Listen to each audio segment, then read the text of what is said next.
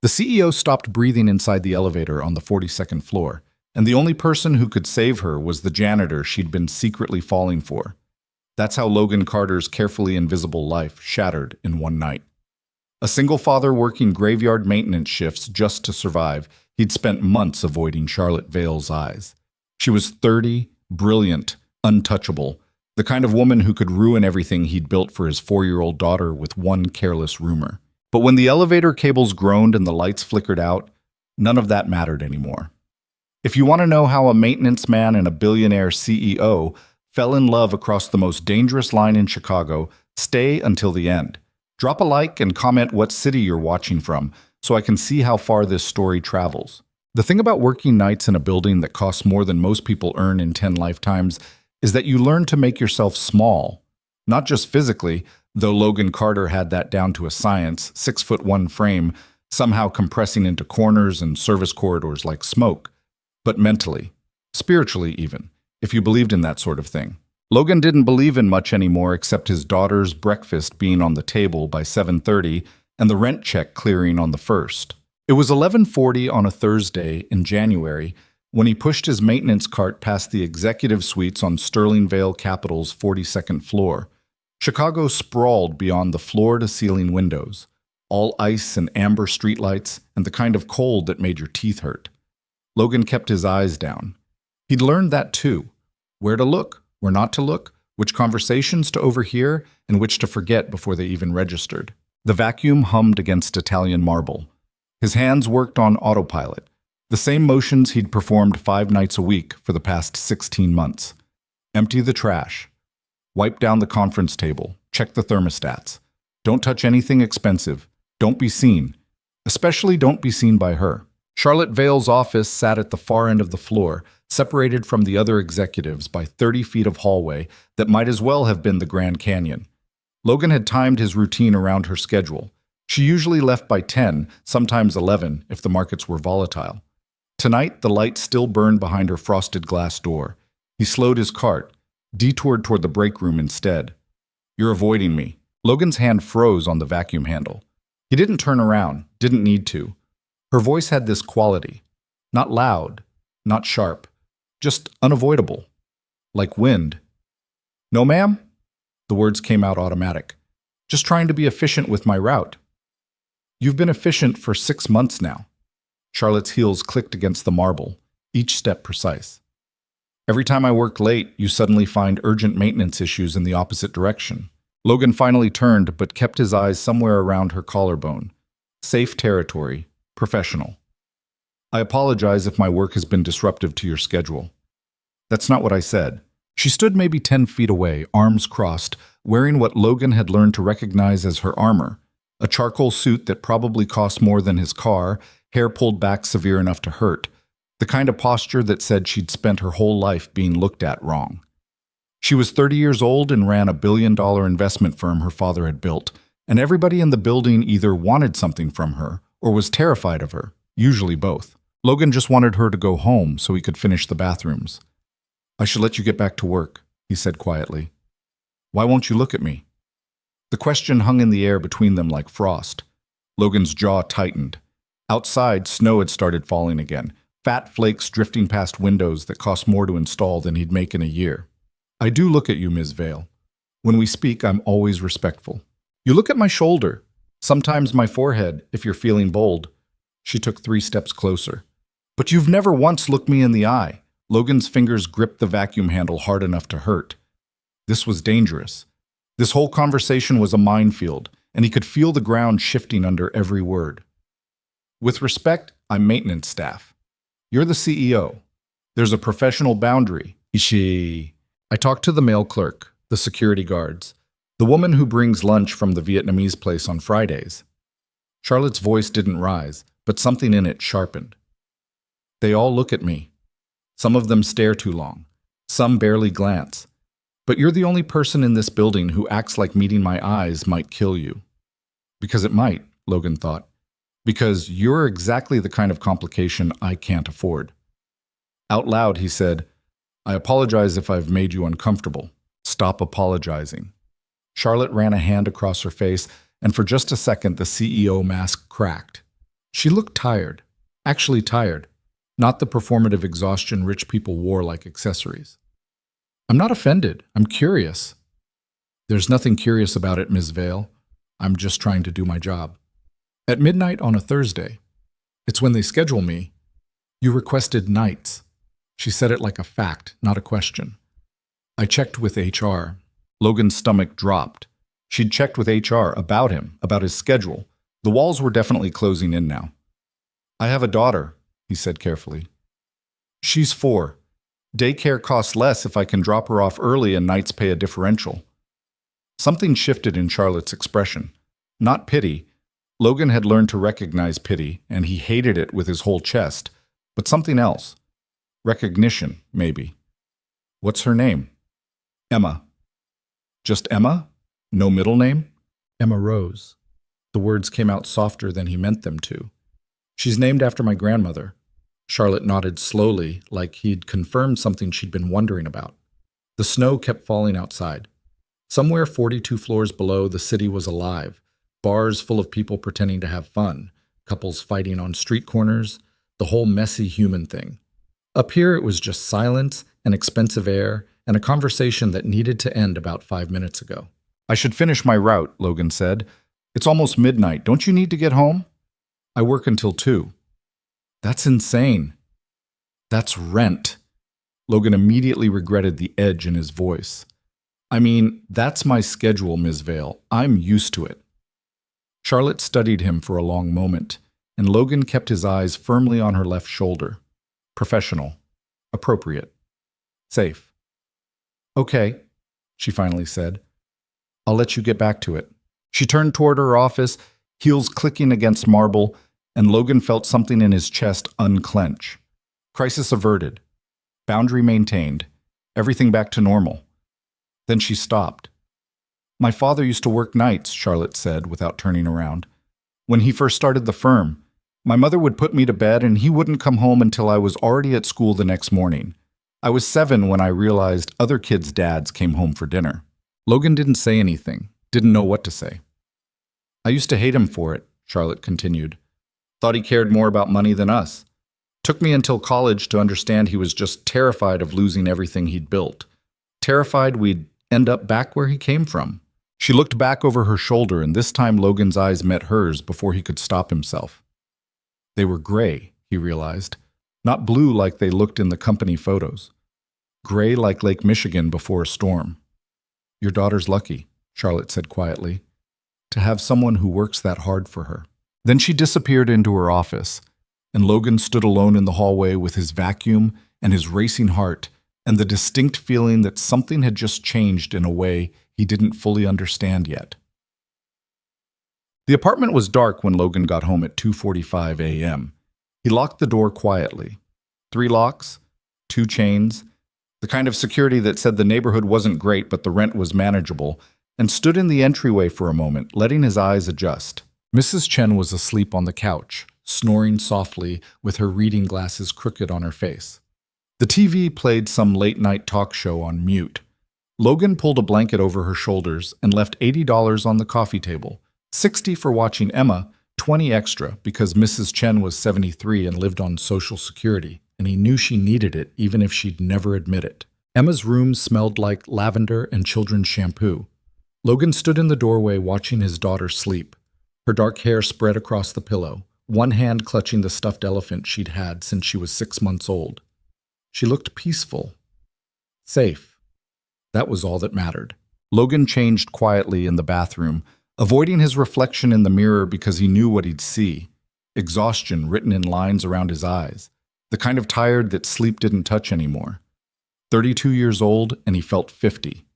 Felt like he'd lived 6 different lives already, and none of them were the one he'd planned. He checked the locks again. Habit. Then pulled out his phone and opened the banking app. $847 in checking, $3,200 in savings that he wasn't allowed to touch, except for actual emergencies. Rent was due in 8 days. $1,450 for the apartment, $380 for Emma's daycare, $120 for utilities if he kept the heat low and didn't run the dishwasher. That left about $400 for groceries, gas, and everything else life decided to throw at him. The math worked. Barely. It always barely worked. Logan set an alarm for 6:30, 3 hours and 45 minutes of sleep if he fell asleep immediately, and lay down on the mattress he'd bought off Craigslist 2 years ago. The Springs complained.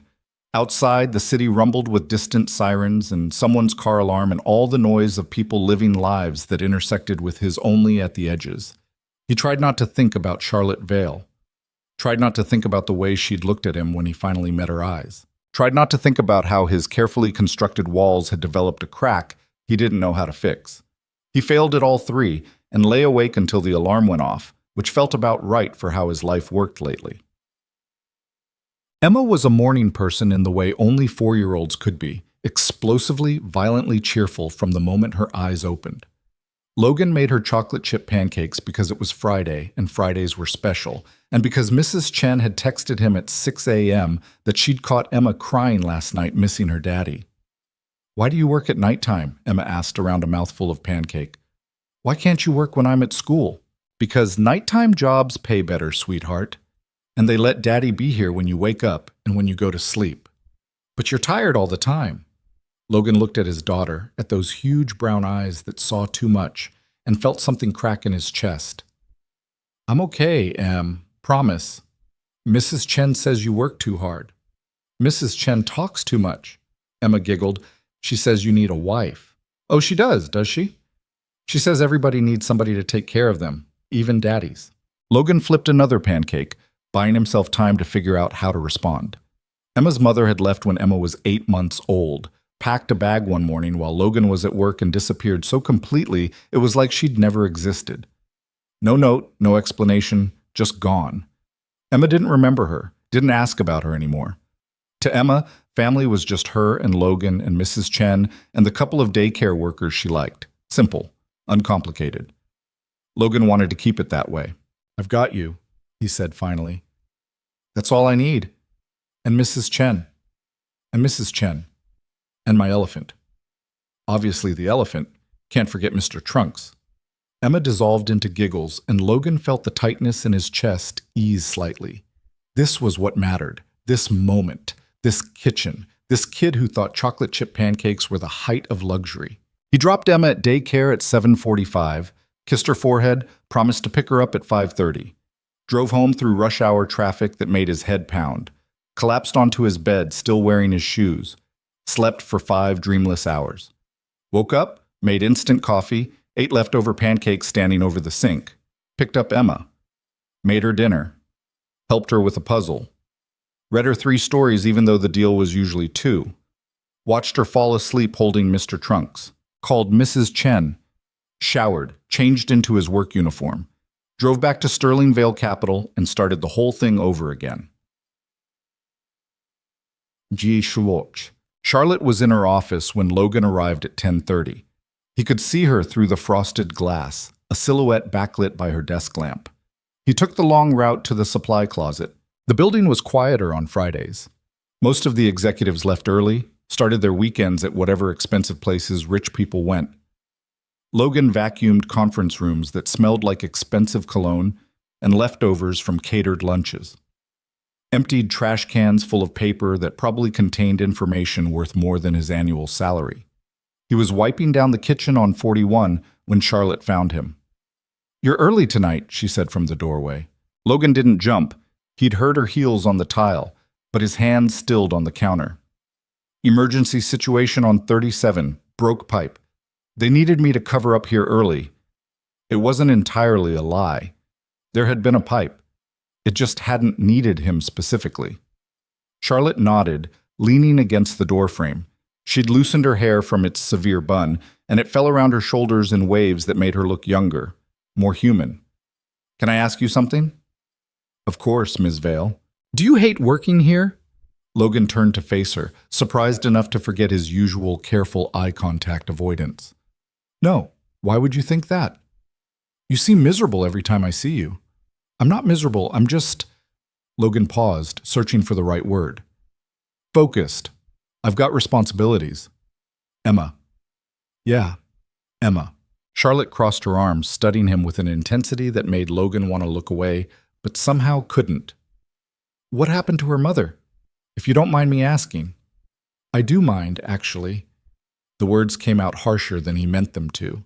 Charlotte's expression flickered, surprise, maybe hurt, but she didn't retreat. Okay, she said simply. I'm sorry for overstepping. Logan sighed, ran a hand through his hair. No, I'm sorry. That was rude. It's just not something I talk about. Understood. They stood in silence for a moment. Outside the windows, Chicago glittered like something out of a movie. Beautiful and cold and completely indifferent to the people living inside it. Her mother left, Logan heard himself say. When Emma was 8 months old, just left. No warning, no explanation. One day she was there, the next day she wasn't. Charlotte's face softened. I'm sorry. Don't be. We're better off without her. Emma doesn't even remember her. That doesn't mean it didn't hurt you. Logan looked away. Back to the counter he'd already wiped clean twice. It doesn't matter if it hurt. All that matters is keeping Emma safe and fed and happy. Everything else is just noise. That's a very practical way to look at it. It's the only way I can afford to look at it, Ms. Vale. Charlotte. Logan glanced back at her.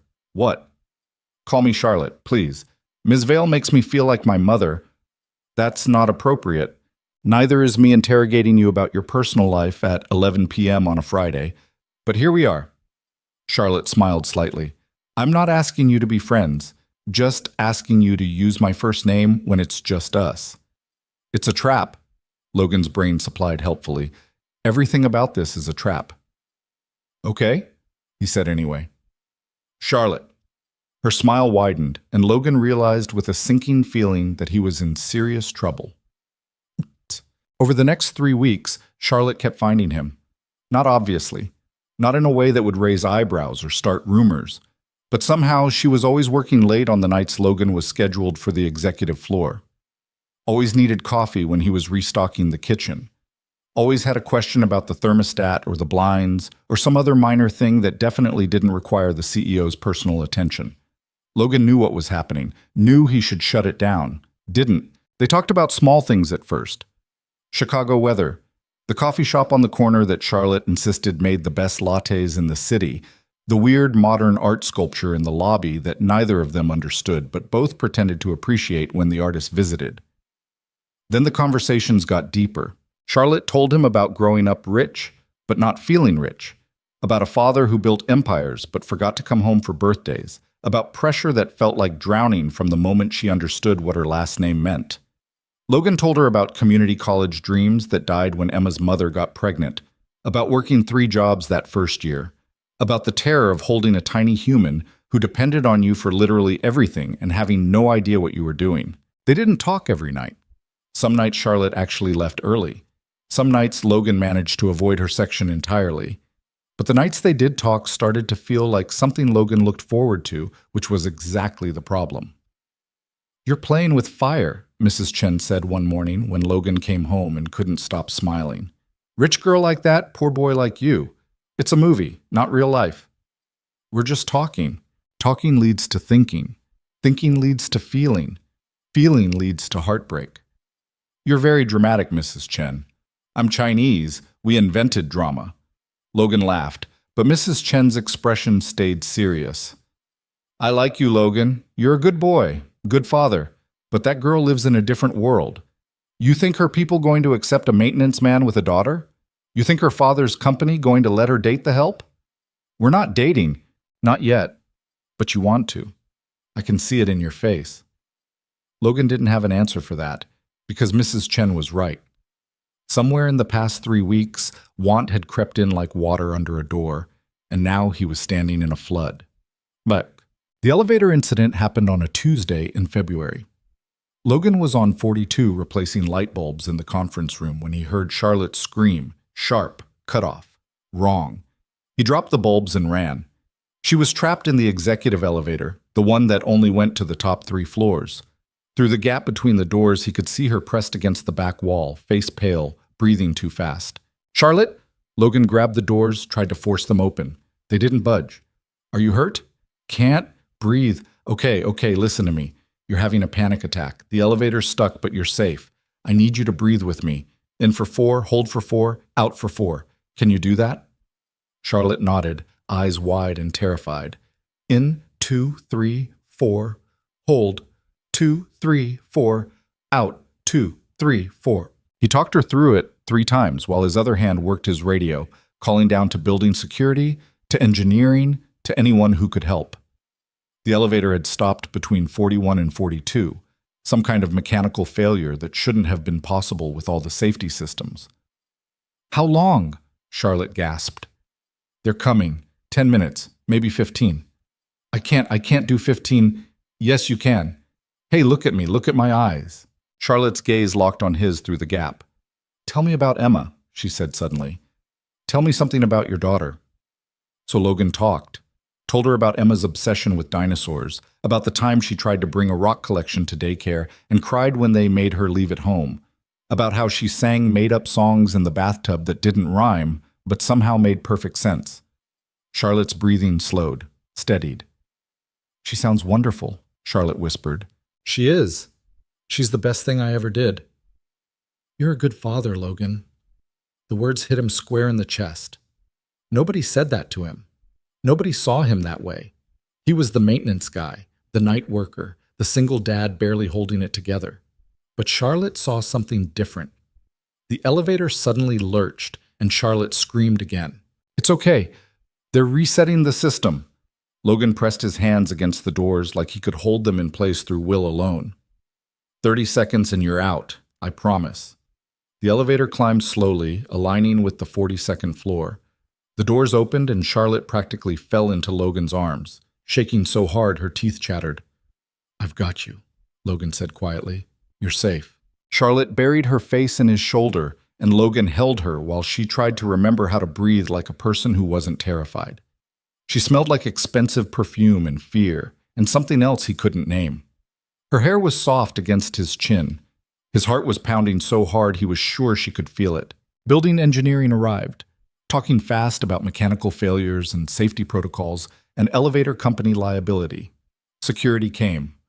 Charlotte's assistant materialized from somewhere with a bottle of water and a chair. Charlotte didn't let go of Logan. Ms. Vale, her assistant said carefully, maybe you should sit. I'm fine. Charlotte finally stepped back, smoothing her suit jacket. Her hands were still shaking. I'm fine. Thank you, Logan. You were... Thank you. Of course. Logan took a step back, remembering suddenly where they were, who might be watching. I'm glad you're okay. Their eyes met, and Logan saw something there that made every warning bell in his head scream danger, danger, danger. Charlotte saw it too. He could tell by the way her breath caught, the way her pupils dilated slightly. I should...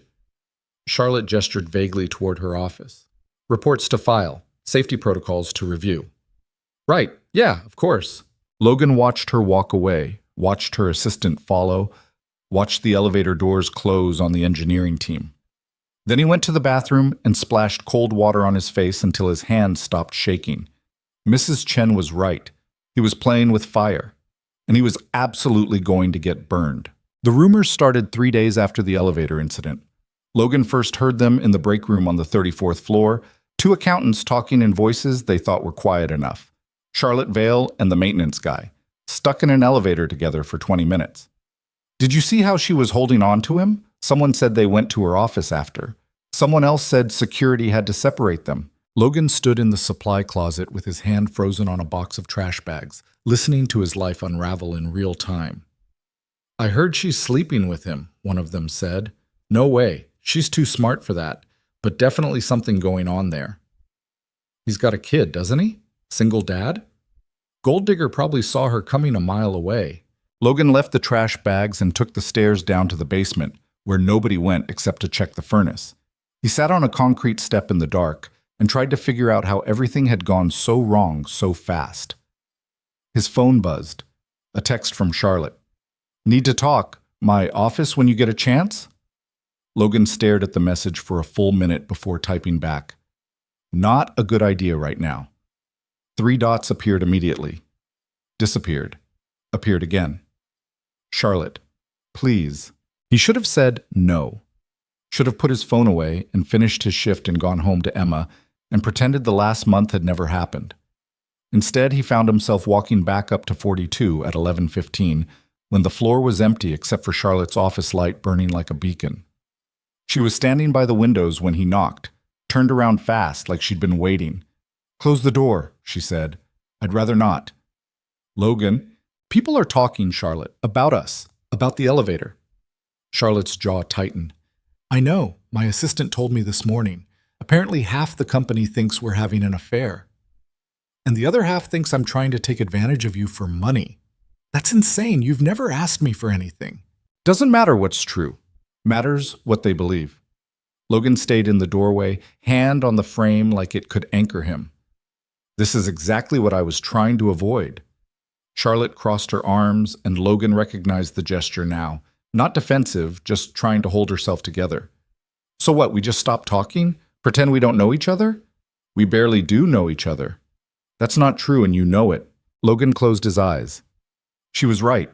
Somewhere in the past month, they'd crossed a line from polite coworker conversations to something else. Something that felt like friendship, or the beginning of friendship, or maybe something he didn't want to name because naming it made it real.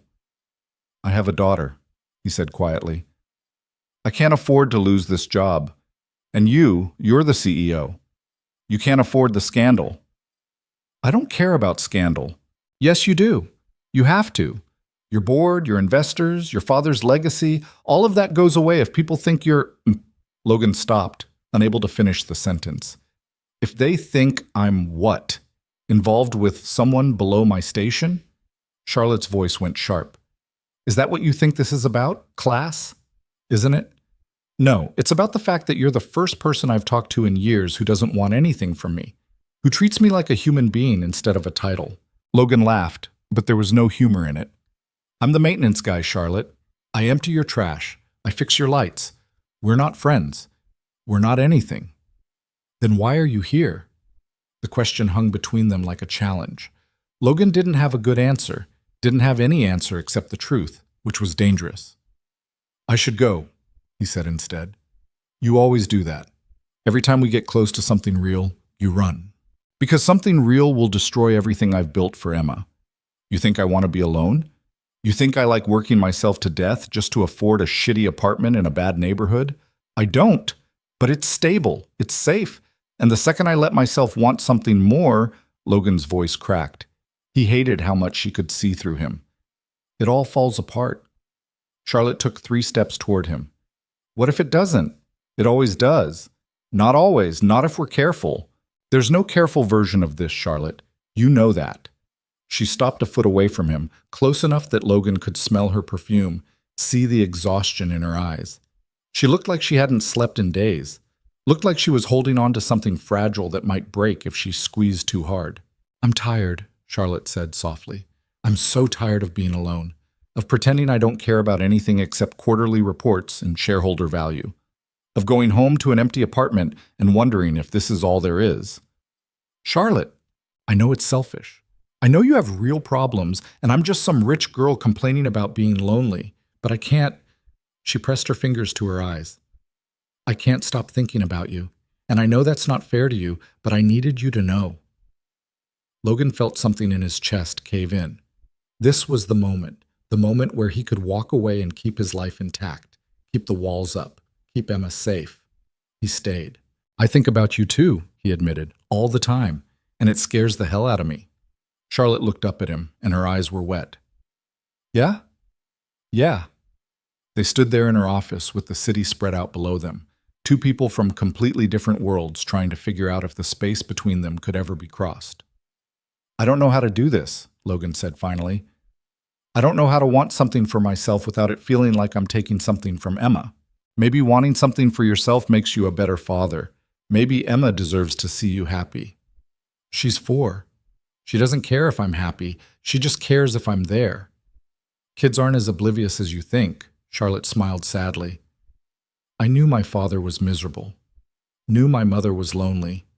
They thought they were protecting me by staying together, by maintaining appearances. But all I learned was that love meant suffering silently." Logan thought about Emma asking why he worked nights. Thought about Mrs. Chen saying he needed someone to take care of him. Thought about all the ways he'd tried to be enough for his daughter and all the ways he kept falling short. "What are you suggesting?" he asked carefully. "I don't know. Dinner? Coffee? A conversation somewhere that isn't a corporate building at midnight? People will see. Let them see. Easy for you to say. You're the CEO. Worst case, you get some gossip. I get fired and lose custody because I can't provide for my daughter." Charlotte flinched. That wouldn't happen. You don't know that. You don't know what family court looks like when you're poor, when they're looking for any excuse to decide you're unfit. Is that what happened before? With Emma's mother? Logan's hands clenched into fists. No, she just left. Didn't fight for custody, didn't want it. But that doesn't mean the system won't decide I'm not good enough someday. You're an incredible father, Logan. Anyone who spent 5 minutes with you would see that. Yeah, well, family court judges don't usually spend 5 minutes getting to know you. They look at your income, your housing, your work schedule, and they make decisions based on numbers. Charlotte was quiet for a long moment. Outside, snow had started falling again, blurring the city lights into something soft and almost beautiful. "I have an idea," she said finally. "But you're going to think it's crazy." "I already think this whole conversation is crazy." "Fair point." Charlotte took a breath. "What if we did this completely under the radar? No public dinners, no office interactions beyond professional. Just two people getting to know each other away from all the noise. Like a secret relationship. Like a private one. There's a difference." Logan wanted to argue, but he couldn't find the words. Because part of him, the part that had been lonely for 3 years, the part that lit up every time Charlotte smiled, the part that was so damn tired of being scared all the time, that part was screaming yes. "I need to think about it," he said. Charlotte nodded. "Okay, that's fair." Logan turned to leave, made it 3 steps before her voice stopped him. "Logan?" He looked back. "Thank you. For being honest with me. For treating this like it matters." "It does matter," Logan said quietly. "That's the problem." He left before she could respond, before he could change his mind, before he could do something stupid like cross the room and kiss her the way he'd been thinking about for weeks. The hallway was empty. The elevator was fixed.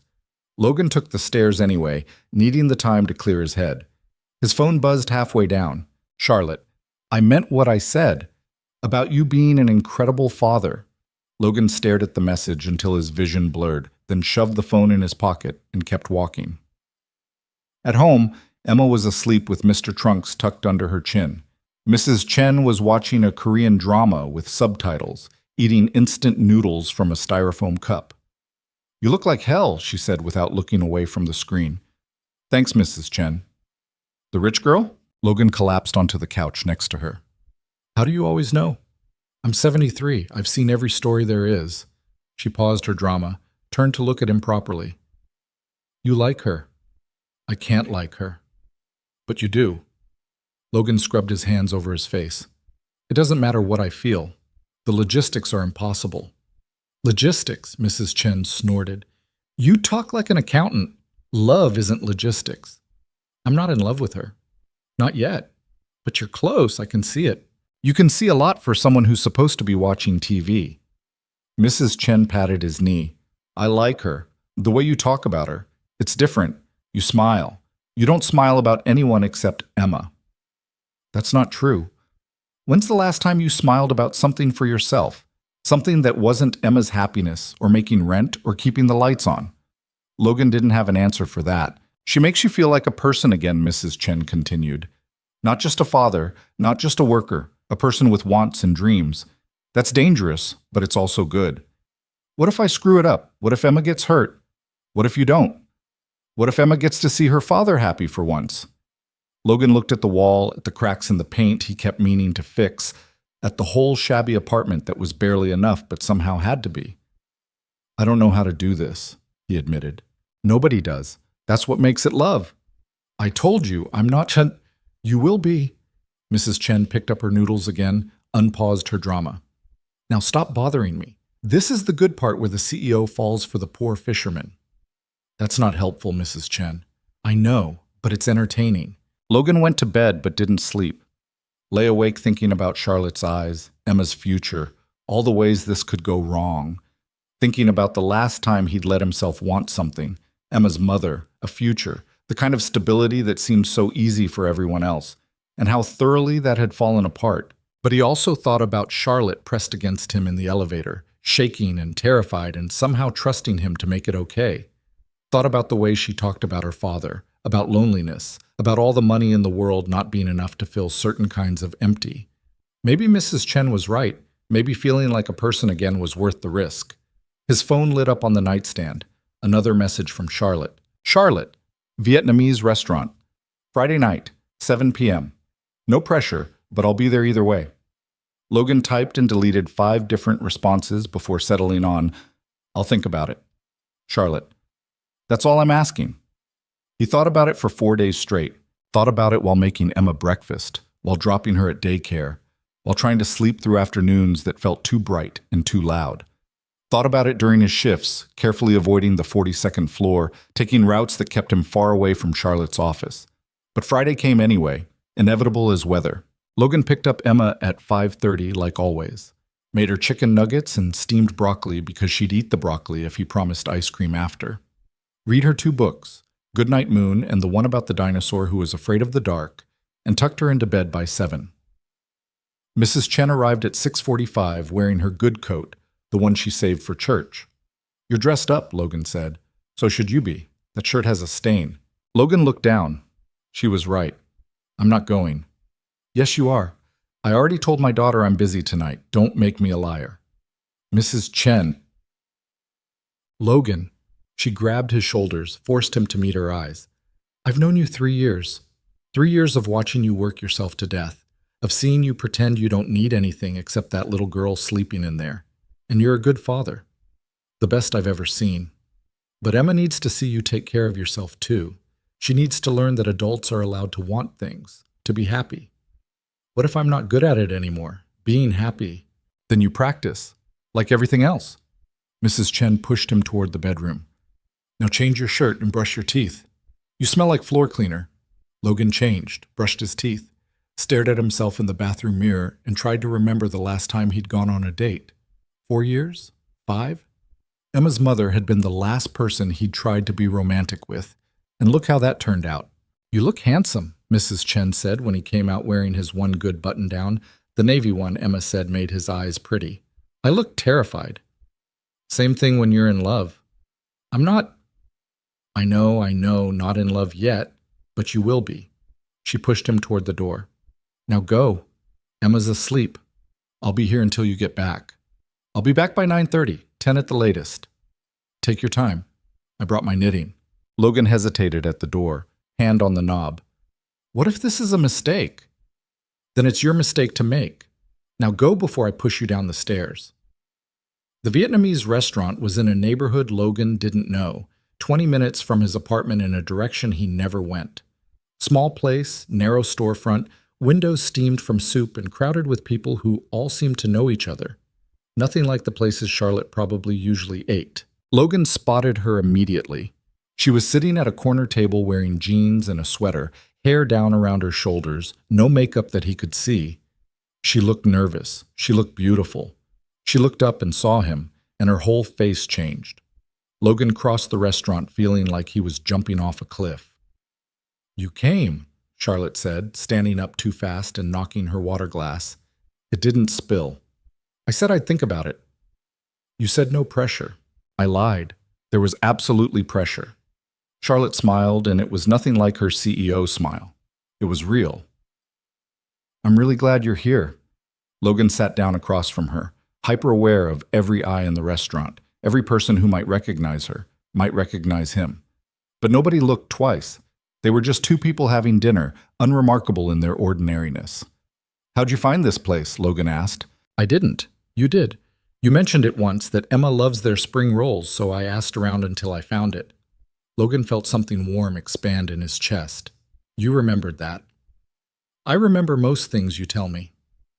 A server appeared with menus, speaking rapid Vietnamese to Charlotte, who responded in what sounded like passable pronunciation. The server laughed, said something else, and disappeared. You speak Vietnamese? Logan asked. Badly. I took a class in college because I was dating someone from Hanoi and thought it would impress him. Did it? Not even a little. He dumped me 2 weeks later for a linguistics major. Charlotte shrugged. But I kept taking the class. Turned out I actually liked it. Logan smiled despite himself. I can't picture you as a college kid. I was terrible at it, too serious, too focused on my father's expectations. I think I went to exactly 2 parties in 4 years. What changed? Nothing. I graduated, started working for my father, and became exactly what everyone expected me to become. Charlotte looked down at her menu. I don't know if I've ever really chosen anything for myself. Except maybe this. Vietnamese food? You. The word hung between them, too big and too real for the small table in the crowded restaurant. Logan's throat went tight. You don't know me well enough to choose me, he said quietly. Then let me get to know you. The server came back before Logan could respond, and Charlotte ordered in a mix of Vietnamese and English, while Logan tried to remember how breathing worked. She ordered too much food, spring rolls and pho and grilled pork and things Logan couldn't pronounce. And when he protested, she just smiled. Emma can have the leftovers, she said. You're already thinking about leftovers? I'm a planner. It's a problem. The food arrived in waves, steaming and fragrant, and Logan realized he was actually hungry for the first time in days. They ate and talked, and the conversation flowed easier than it should have, easier than Logan expected. Charlotte asked about Emma's dinosaur obsession and listened like she actually cared about the difference between a brachiosaurus and a brontosaurus. Logan asked about running a company, and Charlotte told him stories that made the job sound less like power and more like drowning in other people's expectations. My father built this company from nothing, Charlotte said, dragging a spring roll through sauce. Came here from nothing, worked 3 jobs, saved every penny. By the time I was born, he was already successful, but he never stopped being terrified of losing it all. Sounds familiar. Does it? Different scale, but yeah, same fear. Logan paused. Is he still around? Your father? Charlotte's expression shuddered. He died 2 years ago. Heart attack at his desk. He was 63. I'm sorry. Don't be. We weren't close. Charlotte took a sip of water. He left me the company and a note that said, don't screw it up. That was it. No, I love you. No, I'm proud of you. Just a reminder that his legacy mattered more than anything else. Logan didn't know what to say to that. Didn't know how to comfort someone grieving a parent who was gone, but had never really been there. Emma's lucky, Charlotte said after a moment. To have you. You're present. You show up. That matters more than money. Money helps, though. It does. But it doesn't replace the other stuff. They finished eating, and the server brought tea, sweet and hot, in small cups. The restaurant had gotten quieter, people filtering out until it was just a few stragglers and Logan and Charlotte in the corner pretending the rest of the world didn't exist. Can I ask you something? Charlotte said. Sure. When Emma's mother left, did you see it coming? Logan wrapped his hands around his teacup, let the heat ground him. No, I thought we were happy, thought we were building something. One morning I went to work, and when I came home, everything was gone. Her clothes, her books, the cheap engagement ring I'd saved for 6 months to buy. Just gone. Did she say why? She left a text. 3 weeks later. Said she wasn't ready to be a mother, wasn't ready to be tied down. Said I'd understand someday. Logan's laugh was bitter. I've never understood. Emma was perfect, is perfect. How do you look at your own daughter and just walk away? I don't know, but I'm sorry she did that to you, to both of you. We're better off without her. Maybe, but that doesn't make it hurt less. Charlotte was right, and Logan hated how easily she could see through him. Hated and was grateful for it in equal measure. Why me? He asked suddenly. You could date anyone. Someone successful, someone who fits in your world. Why the broke maintenance guy with a kid and a used car? Charlotte smiled. 'Cause you're the first person in years who's talked to me like I'm Charlotte, not Charlotte Vale, CEO. Because you tell the truth even when it's uncomfortable. Because you love your daughter more than anything, and that kind of love... She stopped, swallowed hard. That's rare. That's real. I'm a mess, Charlotte. I work nights, I barely sleep. I live in a shitty apartment in a bad neighborhood.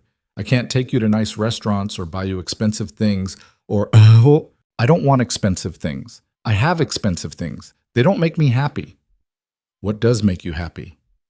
Charlotte looked at him for a long moment, and Logan saw something in her eyes that made his chest ache.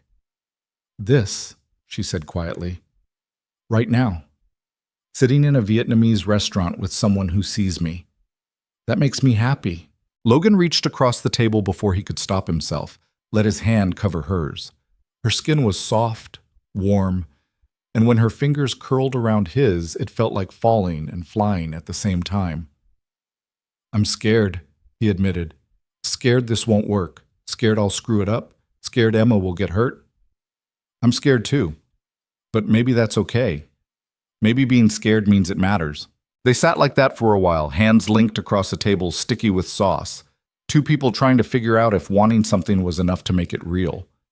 Logan's phone buzzed, a text from Mrs. Chen. "Emma woke up. Fine now. Take your time." He showed Charlotte the message and she smiled. "You should get home." "I should." Neither of them moved. "Can I see you again?" Charlotte asked. "Like this. Away from work. Just us." Logan knew the smart answer, knew he should say no, should put distance between them before this turned into something he couldn't control. But looking at Charlotte's face, open and hopeful and so damn beautiful, he couldn't make himself say it. "Yeah," he said instead. "I'd like that." Charlotte's smile could have lit the whole city. They split the check even though Charlotte protested, and Logan walked her to her car, a sleek black thing that probably cost more than he'd make in 5 years. She unlocked it but didn't get in, just stood there in the cold looking at him like she was trying to memorize his face. "Thank you," she said, "for giving this a chance." "Thank you for asking." Charlotte stood on her toes and kissed his cheek, quick and soft, and Logan felt it all the way down to his bones. Then she was in her car, pulling away into traffic, and Logan was standing alone on a street corner in a neighborhood he didn't know, feeling like his entire life had just tilted sideways. He drove home in a daze, parked in front of his building, sat in the car for 5 minutes trying to process what had just happened. Mrs. Chen was waiting with raised eyebrows and a knowing smile. "So?" she asked. "So what?" "Don't play dumb." "How was it?" Logan sank onto the couch, bone-tired and wide awake all at once. "I think I'm in serious trouble, Mrs. Chen." "Good trouble or bad trouble?" "I don't know yet." Mrs. Chen patted his shoulder. "Love is always both. That's how you know it's real." She left, and Logan checked on Emma, still asleep, still holding Mr. Trunks, before collapsing into bed with his clothes still on. His phone buzzed one more time. "Charlotte, I had a really good time tonight." Logan smiled at the ceiling, feeling young and stupid and terrified. "Logan, me too." "Charlotte, same time next week?" Logan, "Yeah, same time next week." He fell asleep still smiling, and for the first time in 3 years, the fear felt worth it. They managed to keep it quiet for 6 weeks. 6 weeks of stolen Friday nights at restaurants across the city, always somewhere new, always somewhere nobody from Sterling Vale would think to look. Charlotte learned the names of every dinosaur in Emma's collection. Logan learned that Charlotte stress-ate gummy bears during board meetings and had read every Jane Austen novel at least 3 times. They texted constantly, stupid things, small things, the kind of minutia that didn't matter except it did. Charlotte sent him pictures of terrible modern art with captions like, "Explain this to me like I'm 5. Logan sent her videos of Emma's bedtime songs, off-key and beautiful. At work, they were careful, professional. Charlotte stopped working late on Logan's nights. When they passed in hallways, Logan kept his eyes down like always, and Charlotte pretended not to notice him. It was working, until it wasn't. The first crack appeared on a Wednesday in late March when Logan's supervisor pulled him aside during a shift. "Corporate wants to see you," Dave said, not meeting Logan's eyes. "HR office, tomorrow at 2. Logan's stomach dropped. "What for?" "Didn't say, but..." Dave lowered his voice. "Look, I like you, Carter. You're a good worker, but if you're doing something stupid, now's the time to get ahead of it." "I'm not doing anything." "Sure. That's why the CEO's assistant specifically requested you be available during business hours for a meeting that couldn't wait until your regular shift." Logan made it through the rest of his shift on autopilot, his mind racing. They knew. Somehow they knew. Maybe someone had seen them at one of the restaurants. Maybe Charlotte's assistant had figured it out. Maybe his phone buzzed at 2:15 a.m. Charlotte, did you get called to HR? Logan, yeah, tomorrow at 2. You? Charlotte, board meeting at 3. My assistant said it was urgent. This isn't good. Logan, we've been careful. Charlotte, not careful enough apparently. Logan stared at his phone, watching the dots appear and disappear as Charlotte typed and deleted responses. Finally, a message came through. Charlotte, whatever happens tomorrow, I don't regret this. Logan, me neither. Charlotte, we should probably stop texting in case they check phone records. Logan, yeah. Charlotte, Logan? Logan, yeah? Charlotte, I'm falling for you. I needed you to know that before tomorrow.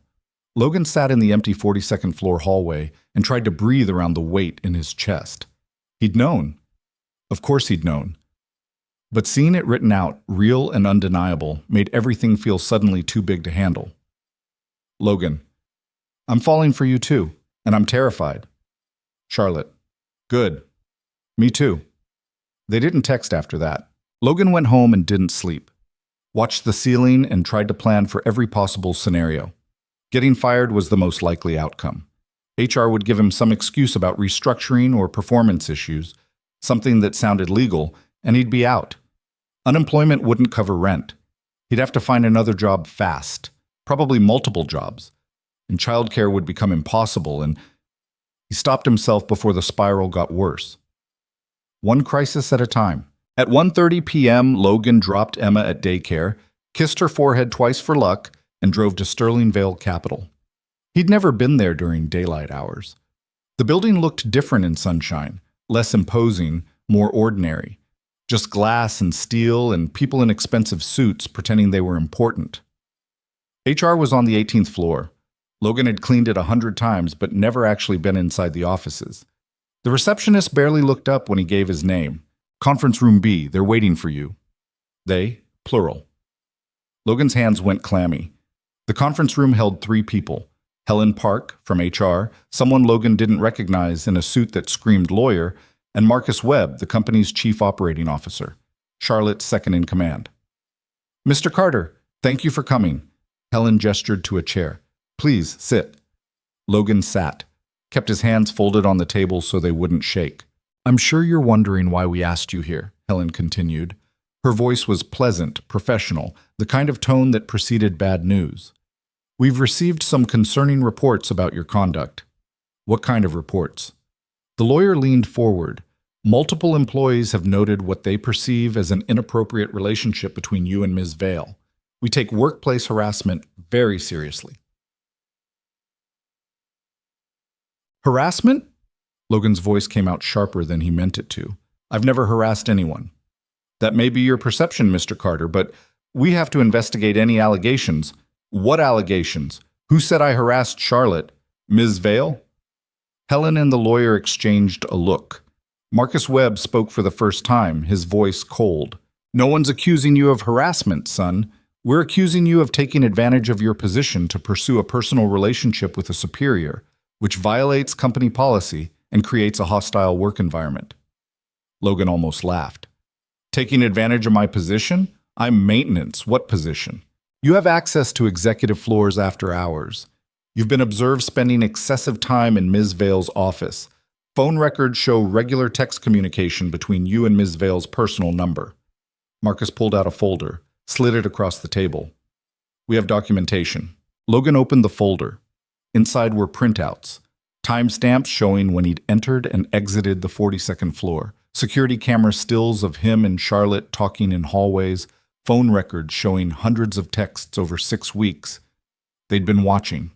The whole time they'd been watching.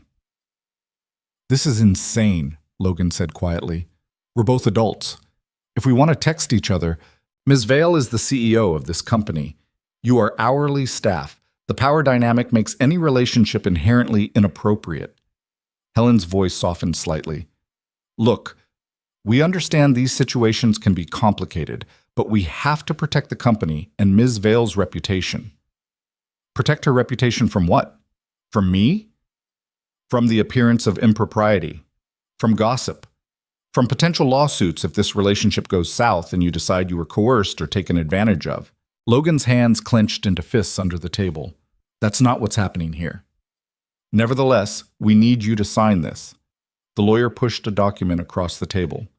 It's a termination agreement with a severance package, 2 months' salary, continuation of health benefits for 90 days, and a confidentiality clause. You're firing me. We're restructuring your position. The severance package is generous given the circumstances. Logan scanned the document. The confidentiality clause was highlighted. Employee agrees not to discuss the nature of their relationship with Charlotte Vale or the circumstances of their termination with any third party, including but not limited to media outlets, social media platforms, or other Sterling Vale Capital employees. You want me to sign away my right to even talk about this. We want to resolve this quietly and professionally, for everyone's benefit. Logan pushed the document back. No! Helen blinked. I'm sorry? I said no, I'm not signing anything. Mr. Carter, if you don't sign, your termination will be for cause. No severance, no benefits, and a permanent mark on your employment record that will make it very difficult to find another job. I haven't done anything wrong. Charlotte and I, Ms. Vale and I, we've been careful. We haven't violated any policies. The fraternization policy clearly states we're not fraternizing at work. What we do on our own time is our business. Marcus Webb leaned forward, and his expression was pure ice. Let me be very clear, Mr. Carter. You can sign this document and walk away with enough money to support your daughter while you find new employment. Or you can refuse, and we'll make sure every company in Chicago knows exactly why you were terminated. Your choice. The threat landed like a punch. Logan's vision tunneled. You can't do that. We absolutely can. And we will. Marcus smiled, and it was the kind of smile that said he'd done this before. Think about your daughter. Think about what's best for her. Using Emma against him. They were actually using his daughter as leverage. Logan stood up so fast his chair scraped against the floor. I need to make a phone call. You can call your attorney after you sign. I need to call Charlotte, Ms. Vale. She should know about this. Helen's expression flickered. Ms. Vale is in a board meeting. She can't be disturbed. Then I'll wait. Mr. Carter, I'll wait. Logan walked out of the conference room, out of the HR suite, down the hall to the elevators. His hands were shaking so hard he could barely press the button. When the elevator doors opened on the 42nd floor, Charlotte's assistant looked up in surprise. You can't be up here during business hours. Where is she? Mr. Carter, I'll have to call security. Where is Charlotte? The boardroom door opened and Charlotte stepped out, already talking to someone over her shoulder. She stopped dead when she saw Logan. What are you? Her eyes went to his face. What happened? They're firing me, unless I sign an NDA and disappear. Charlotte's expression went from confused to furious in about 2 seconds. Excuse me? HR conference room B. They've got phone records, security footage, everything. They want me gone. This is a board meeting, someone said from inside the room. We're in the middle of... Give me 5 minutes. Charlotte grabbed Logan's arm, pulled him into her office, slammed the door. Tell me everything. Logan did. The whole meeting, the documentation, the threats about Emma, Marcus Webb's smile. Charlotte's face went progressively paler. Marcus called this meeting, she said quietly, told me it was about Q1 projections, but the board's been in there for an hour talking about company culture and liability. They set us up. They set you up. I'm the CEO. They can't touch me directly, so they're going after you. Charlotte paced to the window, back again. This is my fault. I should have known they'd try something like this. It's not your fault. Yes, it is. I'm the one with power here. I should have protected you better. Charlotte, did you sign anything? No, I came to find you first. Charlotte pulled out her phone, dialed a number. Michael, it's Charlotte Vale. I need you at my office in 20 minutes. Employment law emergency. Yes, I know it's expensive. I don't care. She hung up and turned to Logan. My attorney. Best in the city. He'll make sure they can't do this. Charlotte, I can't afford... Well, you're not paying. I am. That's not... I don't care if it's appropriate or fair or whatever else you're about to say. They're using you to get to me, and I'm not letting them win. Charlotte's voice was steel. You're not losing your job because of me. There was a knock on the door. Marcus Webb stepped in without waiting for permission. Charlotte, the board is waiting. Tell the board I'm dealing with an emergency. This is the emergency. You and Mr. Carter need to end whatever this is before it destroys your credibility and this company's reputation. Charlotte walked right up to Marcus, and even though she was 5 inches shorter, her presence somehow filled the room. Did you authorize HR to threaten my employee? I authorized them to handle a delicate situation appropriately. By threatening his custody of his daughter, Marcus didn't flinch. We used the leverage available to us. You used a 4-year-old child as leverage.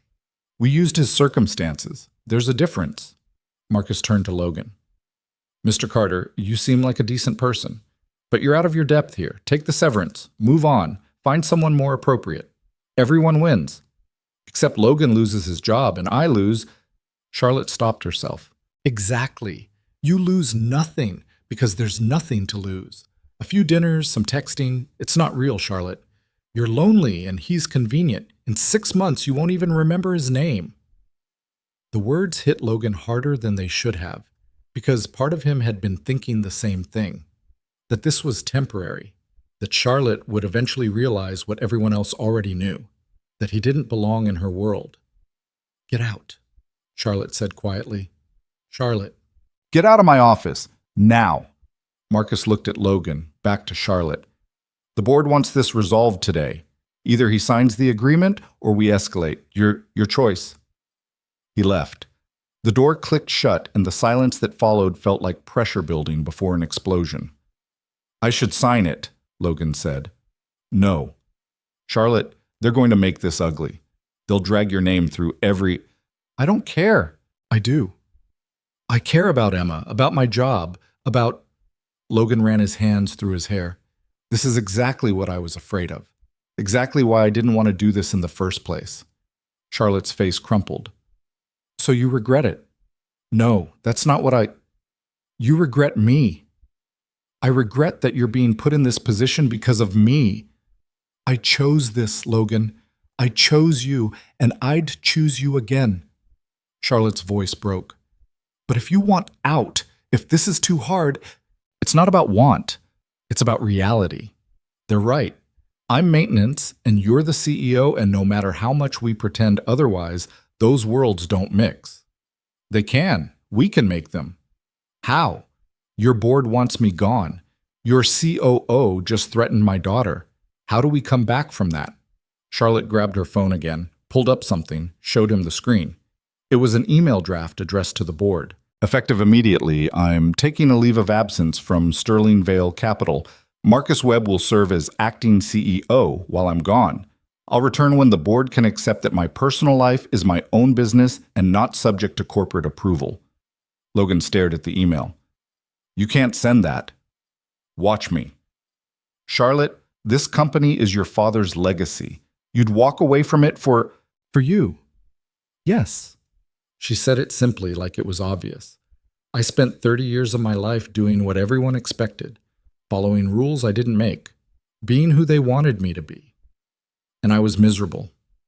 Then I met you, and for the first time in my entire life, I felt like I could breathe. So yes, I'd walk away, in a heartbeat.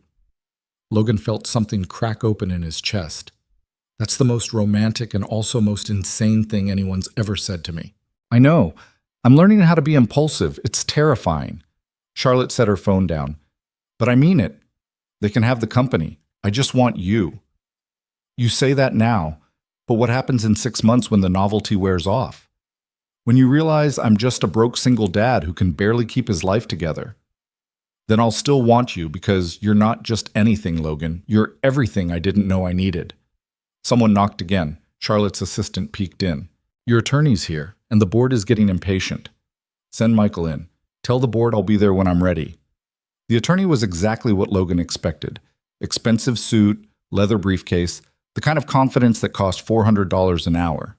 He listened to Logan's story, looked over the termination agreement, and frowned. This is legally questionable at best.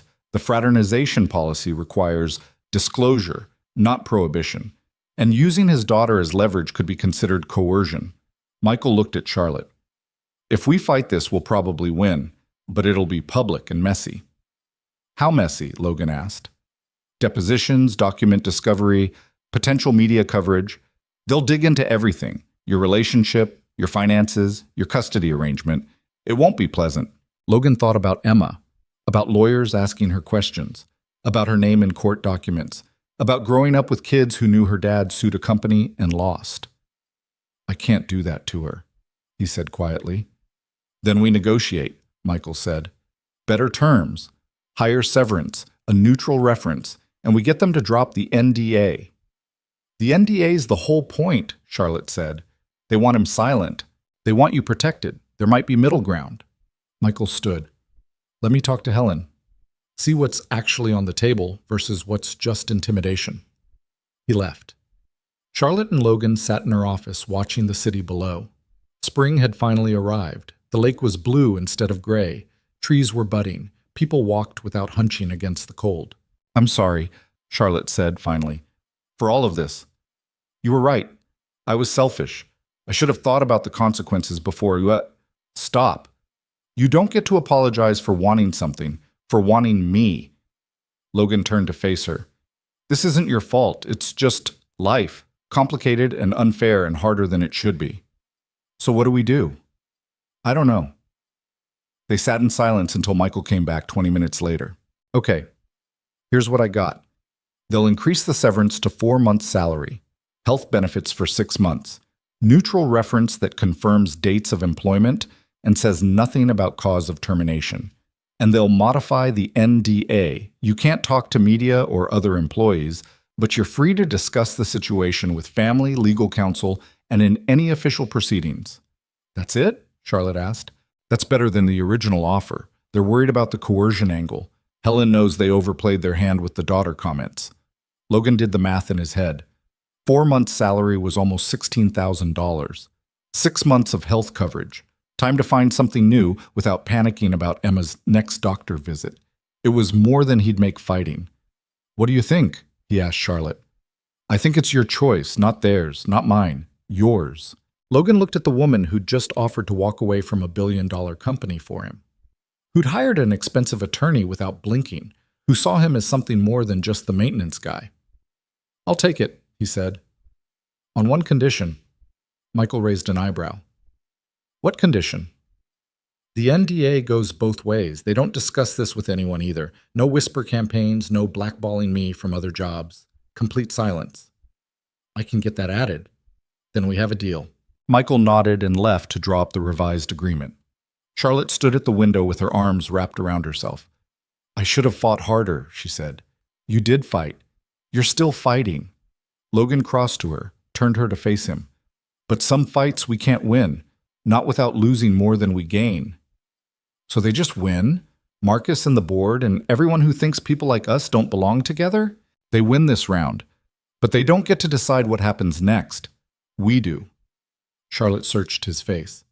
What does happen next? I find a new job. You stay here and keep running this company better than your father ever did. And we figure out if this thing between us is real or just... It's real, Charlotte interrupted. At least for me it is. For me too. But Charlotte, I can't be the reason you lose everything your father built. I can't be that person. You're not. I'm choosing. I know, but I'm choosing too. I'm choosing to sign that agreement so you don't have to fight a war you didn't start. I'm choosing to protect my daughter. And I'm choosing to figure out what we are when we're not sneaking around or dodging your board. Charlotte's eyes filled with tears. I don't want to lose you.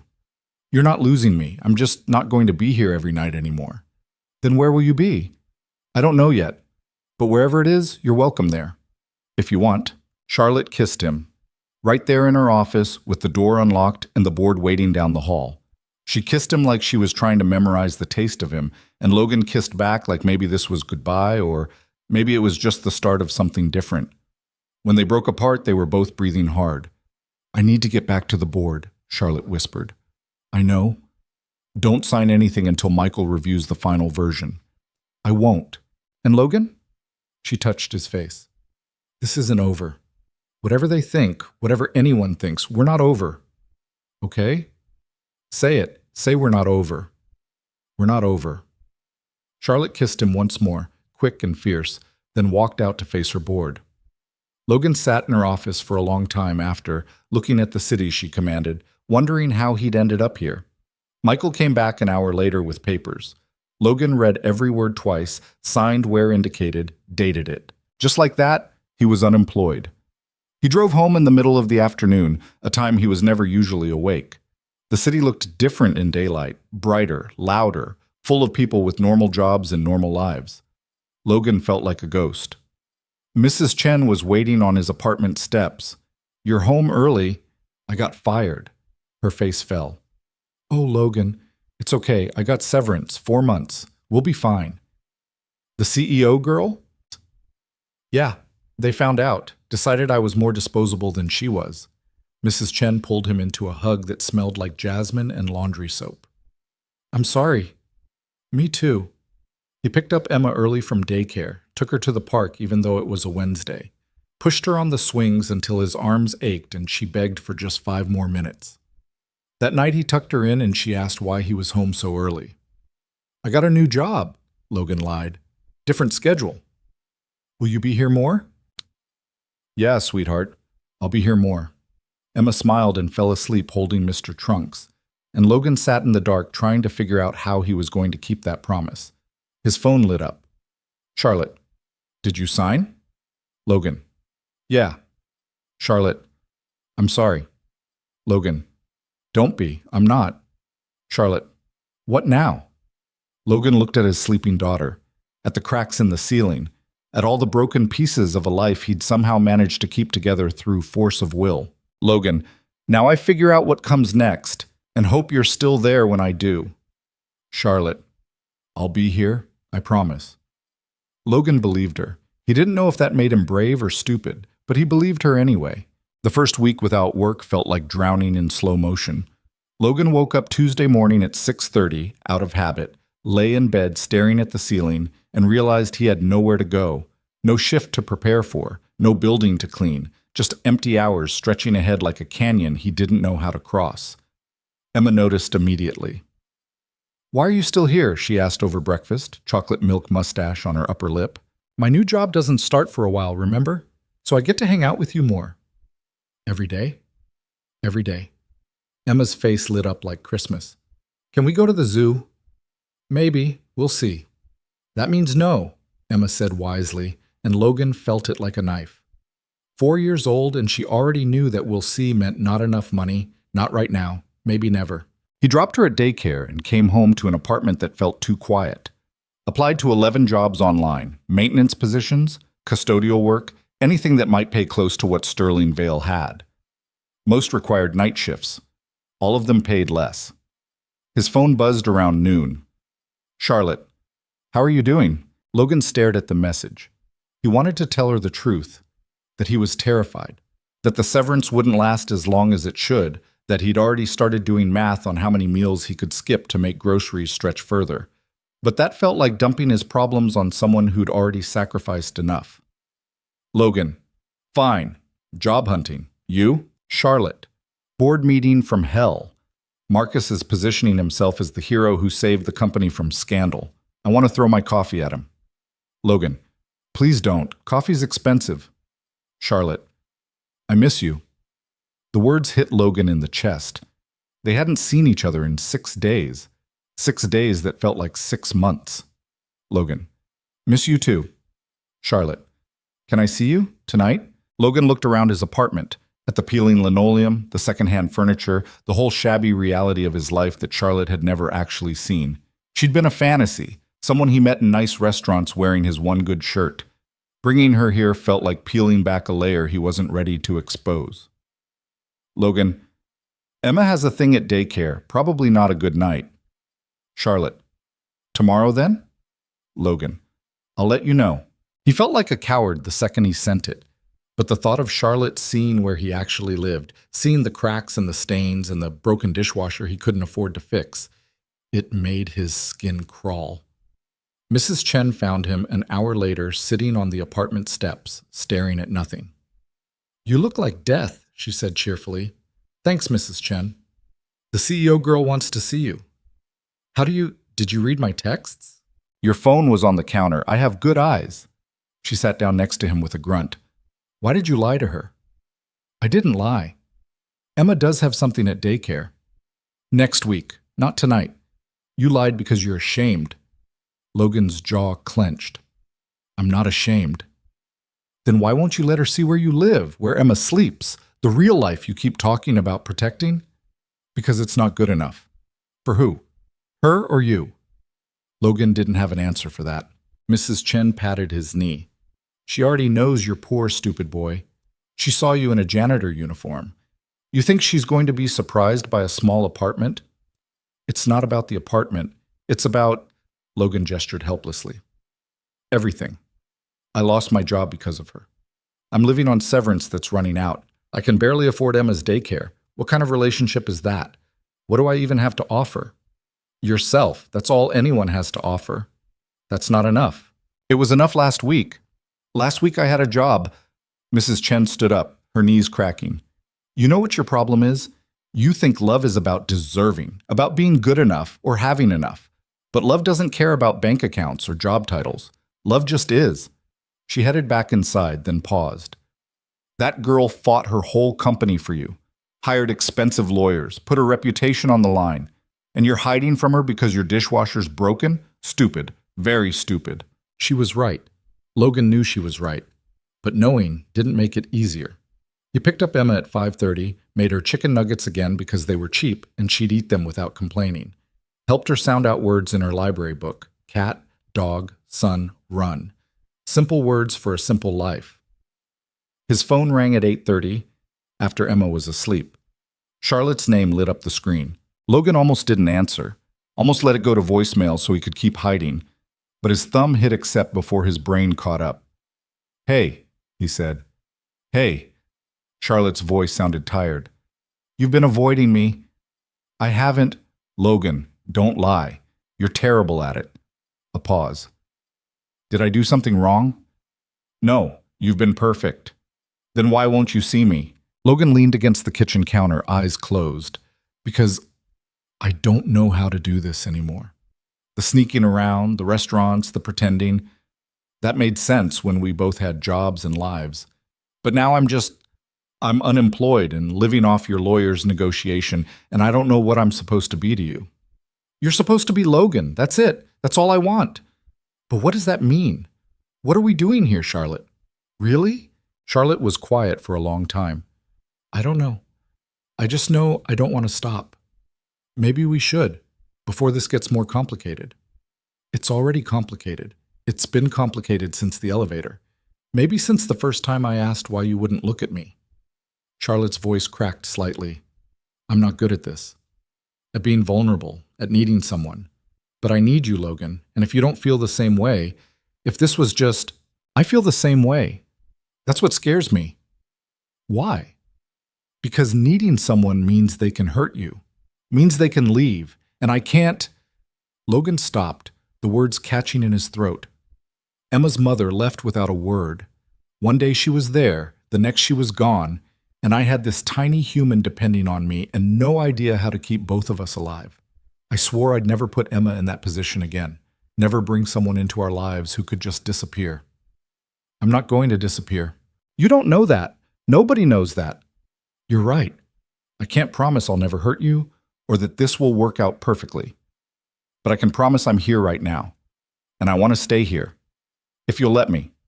Logan opened his eyes, looked around his apartment, at Emma's drawings on the fridge, at the pile of bills on the counter, at all the evidence of a life held together with duct tape and determination. Okay, he said quietly. Okay, come over tomorrow, after Emma goes to bed, 7:30. Logan, if you're not ready, I'm not. But Mrs. Chen says I'm being stupid, and she's usually right about these things. Charlotte laughed, and it sounded like relief. I like Mrs. Chen. Everyone does. It's annoying. I'll bring wine, unless you don't drink wine. Do you drink wine? I just realized I don't actually know. Charlotte. Yeah. I'm terrified. Me too. They stayed on the phone for another hour, talking about nothing and everything. Charlotte told him about the board meeting, about Marcus's smug face, about wanting to quit on the spot. Logan told her about job applications, about Emma's new obsession with frogs, about Mrs. Chen's endless supply of Korean dramas. It felt normal, almost easy. When they finally hung up, Logan felt lighter than he had in days. The next evening, Logan cleaned the apartment like his life depended on it, scrubbed the bathroom until the grout gleamed, vacuumed twice, hid the pile of bills in a drawer, put fresh sheets on his bed even though Charlotte wouldn't see his bedroom, probably shouldn't see his bedroom, definitely wasn't going to see his bedroom. Mrs. Chen arrived at 7 to watch Emma. "You look nice," she said, eyeing his button-down. "It's the same shirt I always wear. You ironed it, that's new." She pushed past him into the apartment, nodded approvingly. "Very clean. She'll be impressed." It's not about impressing her. Everything is about impressing her. You're in love. We're not. Logan gave up. Emma's already asleep. She had a big day at daycare. "I know how to babysit, Logan. I've been doing it for 3 years. "Right, sorry." Mrs. Chen softened. "Relax. The girl likes you. She's not going to care about your furniture." Easy for you to say. Nothing about love is easy. That's how you know it matters. Charlotte arrived at 7:32, carrying a bottle of wine that probably cost more than Logan's weekly grocery budget. She'd changed out of her work clothes into jeans and a sweater, hair down, minimal makeup. She looked beautiful and nervous, and so out of place in his building's dim hallway that Logan's chest hurt. "Hi," she said. "Hi." They stood there for a moment, suddenly awkward, all the phonies evaporating. "This is weird," Charlotte said finally. "Yeah. Can I come in, or are we doing this in the hallway?" Logan stepped back, let her in, watched her eyes take in the small space, the worn couch, the kitchen table with mismatched chairs, Emma's toys in a plastic bin by the window, the whole shabby reality of how he actually lived. "It's small," he said unnecessarily. "It's nice. It feels like a home." Charlotte set the wine on the counter, turned to face him. "Why were you so afraid to show me this?" "Because it's not good enough." "For who?" "For you. For Emma. For—" Logan gestured helplessly. "Look at this place, Charlotte. Look at where I live. You have a penthouse, a company, a life that costs more than I'll make in 10 years. And I'm here in a one-bedroom apartment in a neighborhood where we hear gunshots sometimes. What am I supposed to offer you?" Charlotte crossed the space between them, took his hands. "You offer me honesty, kindness. Someone who sees me as Charlotte, not Charlotte Vale, CEO. Someone who makes me laugh and challenges me and doesn't want anything except my company." She squeezed his fingers. "That's worth more than any penthouse." "That's easy to say when you have a penthouse to go back to." "You're right. It is easy for me. I can play it normal, it's simple, and then go home to my comfortable life." Charlotte's voice went quiet. "But I don't want to play, Logan. I want this to be real. I want to figure out how to make 2 impossible lives fit together. And I can't do that if you won't let me see all of it. The good parts and the hard parts and everything in between." Logan looked at her. At this woman who'd fought her entire board for him, who'd shown up at his apartment in a building with broken lights and no security, who was looking at him like he hung the moon despite all the evidence to the contrary. "I'm a mess," he said. "I know. I have a daughter who comes first, always. Before you, before me, before everything. I know that too. I'm unemployed and living on severance, and I have no idea what happens when the money runs out. So we figure it out. Together." Logan pulled her close, buried his face in her hair. She smelled like expensive perfume, and underneath that, just Charlotte. Solid and real and here. "I don't know how to do this," he whispered. "Neither do I. But we can learn." They opened the wine. Charlotte laughed at his mismatched glasses and didn't comment when Logan only filled his halfway. Sat on his worn couch and talked about everything they hadn't been able to say over text. Charlotte told him about the board meeting in detail, about how Marcus was already positioning himself to take over if she showed any more signs of being compromised by her personal life. "He's waiting for me to screw up," she said. "One more scandal, one more distraction, and he'll have enough votes to push me out." "Maybe you should let him." Charlotte looked at him sharply. "What? You said yourself you've spent your whole life doing what everyone expected. What if you just stopped, walked away, did something else?" "Like what? The company is all I know." "So learn something new. You're 30 years old, Charlotte. You could do anything." "I have responsibilities. Employees who depend on that company for their livelihoods. My father's legacy. Your father's dead, and legacies are just stories we tell ourselves about who we're supposed to be. Logan set down his wine. You want to know what I think? I think you're brilliant and capable and wasted on a job you don't even like. I think you stay because leaving feels like failure, but sometimes the bravest thing you can do is walk away. Charlotte stared at him. You're telling me to quit. I'm telling you that you have options, that you don't have to be defined by your last name or your father's expectations or what some board thinks you should do. This from the man who works himself to death because he's terrified of being poor? Yeah, exactly. I know what it's like to be trapped by fear, and I don't want that for you. Charlotte laughed, but it sounded watery. We're quite a pair, aren't we? Both scared of different things, but ending up in the same place. Where's that? Alone. Until we weren't. Logan pulled her closer, and Charlotte curled into his side like she belonged there. They sat in comfortable silence for a while, the city noise filtering through the thin walls, someone's TV too loud, a couple arguing in Spanish, the constant background hum of other people's lives intersecting with theirs. Emma's room, Charlotte said suddenly. Can I see it? Logan hesitated, then nodded, led her down the short hallway to the tiny bedroom. Emma was asleep, breathing softly, Mr. Trunks clutched tight. Charlotte stood in the doorway for a long moment, just watching. She's beautiful, Charlotte whispered. Yeah, she is. She looks like you, same eyes. Everyone says that. Charlotte turned to look at him, and her expression was soft in the dim hallway light. You're a good father, Logan. I know I've said it before, but I need you to really hear it. What you've built here, the life you've given her, it's remarkable. It's barely enough. It's love. That's more than enough. They went back to the living room. Charlotte asked to see photos, and Logan showed her his phone. 3 years of Emma growing up in snapshots. First steps, first day of daycare, endless pictures of her holding various rocks and sticks and treasures only a 4-year-old could appreciate. I want to meet her, Charlotte said. Officially. Not as the CEO or some random person, as whatever I am to you. Charlotte, I know it's complicated. I know she's your priority, and I don't want to confuse her or make promises we can't keep. But I also can't keep being this separate part of your life. If we're doing this, really doing this, then I need to be part of all of it. Logan's heart was racing. What if it doesn't work out? What if Emma gets attached and then we handle it like adults? We make sure she's okay. We don't just disappear. Charlotte took his hand. I'm not her mother, Logan. I would never try to be.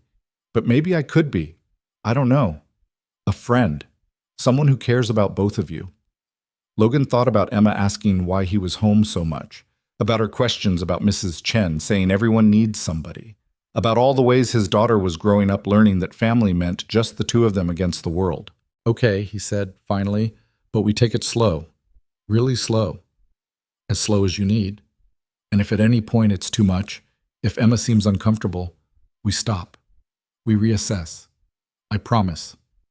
Charlotte stayed until almost midnight, talking and laughing and existing in Logan's space like she'd always been there. When she finally left, she kissed him at the door, soft and sweet and full of promise. Thank you, she said, for letting me in, for trusting me. Thank you for staying. Logan watched her drive away, then went inside to find Mrs. Chen pretending she hadn't been listening from the kitchen. She's good for you, Mrs. Chen said. I know. Emma will like her. I hope so. She will. Children know good people. Mrs. Chen gathered her knitting. When are you going to introduce them? I don't know. Soon, maybe this weekend. Good. Too much waiting makes things harder. After Mrs. Chen left, Logan checked on Emma one more time. She'd kicked off her blanket, sprawled across the small bed like she owned the world. Logan covered her gently, kissed her forehead. Things are changing, Em, he whispered. I hope you're ready. Emma stirred, mumbled something about frogs, went back to sleep. Logan lay in his own bed staring at the ceiling, thinking about Charlotte in his apartment, about her meeting Emma, about all the ways this could go right or catastrophically wrong. His phone buzzed. Charlotte, I had a really good time tonight. Logan, me too. Charlotte, your apartment is perfect. Emma's room is perfect. You're perfect. Logan, I'm definitely not perfect. Charlotte. Perfect for me then. Logan smiled in the dark. Logan. Saturday. Lincoln Park. There's a playground Emma loves. We could meet there. Casual. Just 2 adults and a kid at a park. Charlotte. I'd love that. Logan. Fair warning, she's obsessed with frogs right now. You're going to hear a lot about frogs. Charlotte. I'll study up. Logan. You don't have to. Charlotte. I want to. I want her to like me. Logan. She will. It's impossible not to like you. Charlotte. You're biased. Logan. Completely. They texted for another hour until Logan's eyes started closing mid-sentence. The last message he saw before falling asleep was Charlotte saying goodnight with a heart emoji that felt simultaneously too much and exactly right. Saturday arrived wrapped in sunshine and Logan's complete terror. He changed his shirt 3 times, made Emma put on the dress she hated, then let her change back into jeans when she threatened to scream. They arrived at the park 15 minutes early, and Emma immediately ran for the swings. Charlotte showed up exactly on time, wearing casual clothes that probably still cost more than Logan's monthly rent, but at least looked appropriate for a playground. She had a small bag over her shoulder and looked as nervous as Logan felt. Hi, she said. Hi. They stood there awkwardly until Emma came running over, suspicious. Who's that? She demanded. This is my friend Charlotte. Charlotte, this is Emma. Hi, Emma. Charlotte crouched down to Emma's level. Your dad's told me a lot about you. Emma studied Charlotte with the intensity only small children can manage. Are you Daddy's girlfriend? Logan choked on air.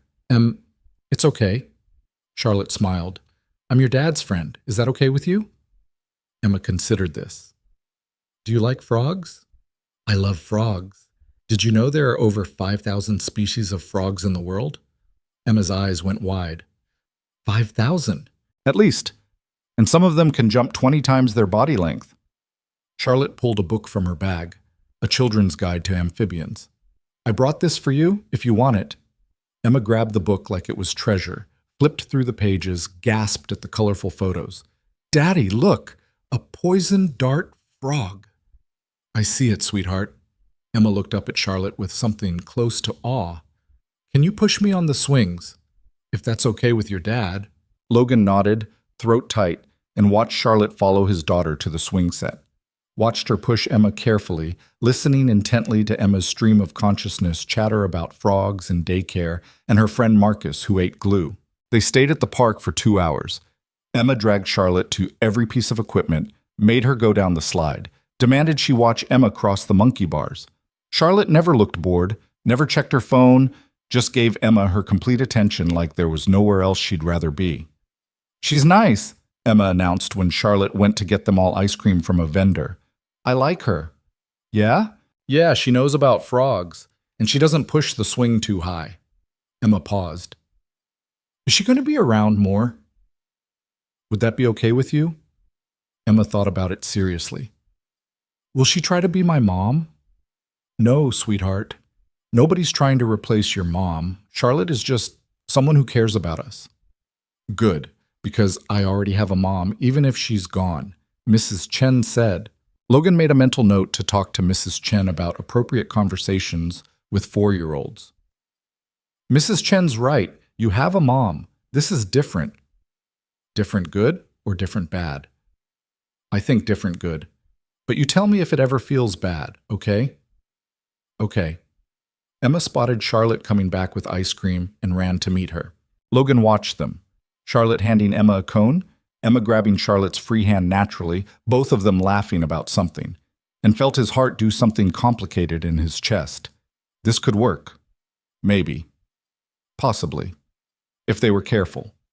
If they were lucky. If the universe decided to cut them a break for once. After ice cream, Emma crashed hard. 1 minute she was running around, the next she was falling asleep against Logan's shoulder on a park bench. Charlotte sat next to them, quiet. She's amazing, Charlotte said softly. You've done such a good job with her. I've done my best. Some days that's not much. It's everything, Logan. Can't you see that? Logan looked at his sleeping daughter, at Charlotte beside him, at the whole impossible picture they made. I'm starting to, he admitted. They walked back to Logan's car, Emma still asleep in his arms. Charlotte kissed his cheek before leaving, whispered that she'd text him later, drove away in her expensive car that didn't belong in this parking lot. Emma woke up on the drive home. "I like Charlotte," she said sleepily. "Can she come to the park again?" "Maybe. We'll see." "That means yes now, right? Because she's your friend?" Logan smiled. "Yeah, Em. That means yes." That night, after Emma was asleep with her new frog book on the nightstand, Logan got a text. "Charlotte, thank you for today, for sharing Emma with me. It means everything." Logan, "She liked you. A lot. You're officially approved." Charlotte, "Best news I've gotten all week." Logan, "I'm falling in love with you. Just thought you should know." He stared at the message for a full minute before hitting send. Watched the dots appear, disappear, appear again. Charlotte, "I'm already in love with you. Just thought you should know." Logan set his phone down with shaking hands. This was real. This was happening. And for the first time since getting fired, since the whole world turned upside down, Logan felt like maybe, just maybe, everything was going to be okay. The severance money lasted exactly 3 months and 2 weeks.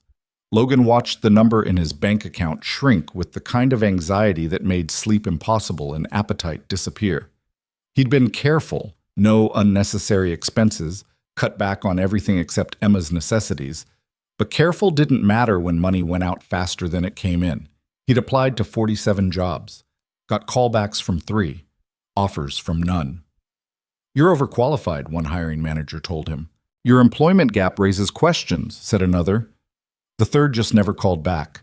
It was late May when Logan sat at his kitchen table with a calculator and a stack of bills, doing math that refused to work no matter how many times he tried. Rent was due in 6 days.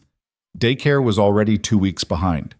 The electricity bill had a bright red final notice stamp across the top.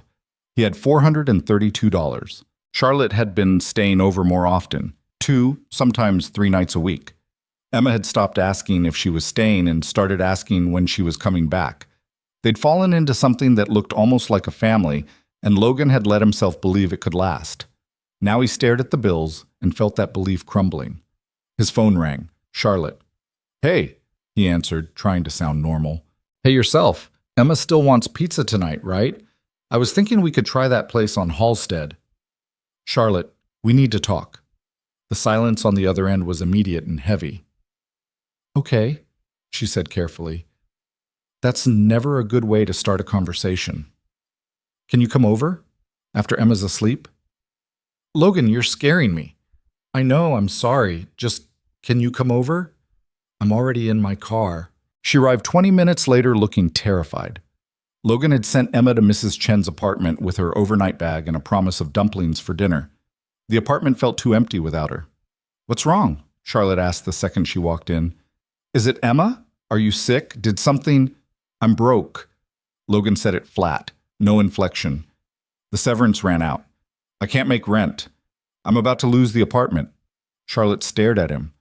"Why didn't you tell me?" "Because it's not your problem." "Not my— Logan, we've been together for 3 months. I'm in love with you. How is this not my problem?" "Because I need to handle my own life. I can't just—" Logan gestured helplessly.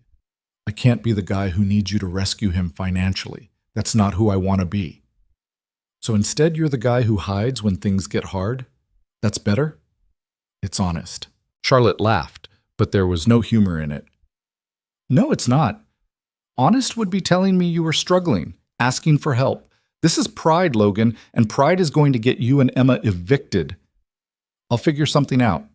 "How? You've been looking for months. The jobs aren't there." Charlotte pulled out her phone. "I can cover your rent, your bills, whatever you need until you find something." "No." "Why not?" "Because then what am I? Your kept man? The broke boyfriend living off your money? You'd be my partner who's going through a rough patch and letting me help. That's what people do when they love each other." Logan shook his head. "You don't understand. You've never been poor, never had to choose between feeding your kid and paying rent. Money is just, it's numbers to you. But to me, it's everything. It's safety, it's stability. It's the difference between Emma having a home or living in my car." Charlotte's face went pale. "Is that really a possibility? The car?" "I don't know. Maybe. I've been looking at shelters, at programs. Stop. Charlotte crossed to him, grabbed his shoulders. Listen to me. You are not taking Emma to a shelter. You're not living in your car. That's not happening. Then what's the alternative? Take your money and feel like shit about myself every single day? The alternative is you let me love you. Let me be part of this. Stop treating me like I'm some outsider who doesn't get to share the hard parts. Logan pulled away from her. This is different. This isn't sharing. This is you saving me because I failed. You didn't fail. The economy failed. Your company failed. A system that pays maintenance workers poverty, wages failed. But you're still here, still trying, still taking care of your daughter. That's not failure. It feels like failure. I know. Charlotte's voice softened. But it's not. And I need you to trust me enough to let me help. Not as a rich person helping a poor person. As someone who loves you helping someone she loves. Logan wanted to argue. Wanted to hold on to his pride and his independence and all the walls he'd built to keep himself from needing anyone. But looking at Charlotte, at the woman who'd fought her board for him, who read frog books to his daughter, who showed up at his apartment in the middle of a Wednesday just because he asked, he couldn't find the words. I don't know how, he admitted. How to let you help without losing myself. Then we figure it out together, but Logan, you have to let me in. All the way in, not just the good parts, the scary parts too. Logan sank onto the couch, head in his hands. I'm terrified. Of losing everything. Of Emma getting hurt. Of you waking up one day and realizing this is too hard. Charlotte sat beside him, took his hand. I'm terrified too. Of screwing this up, of not being enough. Of you deciding I'm just some rich girl who doesn't understand real problems. She squeezed his fingers. But I'd rather be terrified together than alone. Wouldn't you? Logan looked at her. Really looked at her. And saw his own fear reflected back. She wasn't perfect. Wasn't some untouchable CEO who had all the answers. She was just Charlotte, scared and hopeful, and trying to figure out how to love someone when love meant something bigger than she'd ever imagined. Okay, he said quietly. Okay? Help me, but on my terms, alone, not a gift. I pay you back when I find work. Charlotte nodded. Okay. We can do that. And I keep looking for jobs. This isn't permanent. Agreed. And you can't tell anyone about this. Not your friends, not anyone at the company. This stays between us. Logan, please, I need that. I need some dignity in this. Charlotte looked like she wanted to argue, but she nodded. Okay, between us. Logan felt something in his chest unclench. I'm sorry. For not telling you sooner, for being too proud to ask. I'm sorry for pushing, for not understanding how hard this is for you. They sat in silence for a while, hands linked, trying to navigate this new territory between them. I have an idea, Charlotte said finally, but you're probably going to hate it.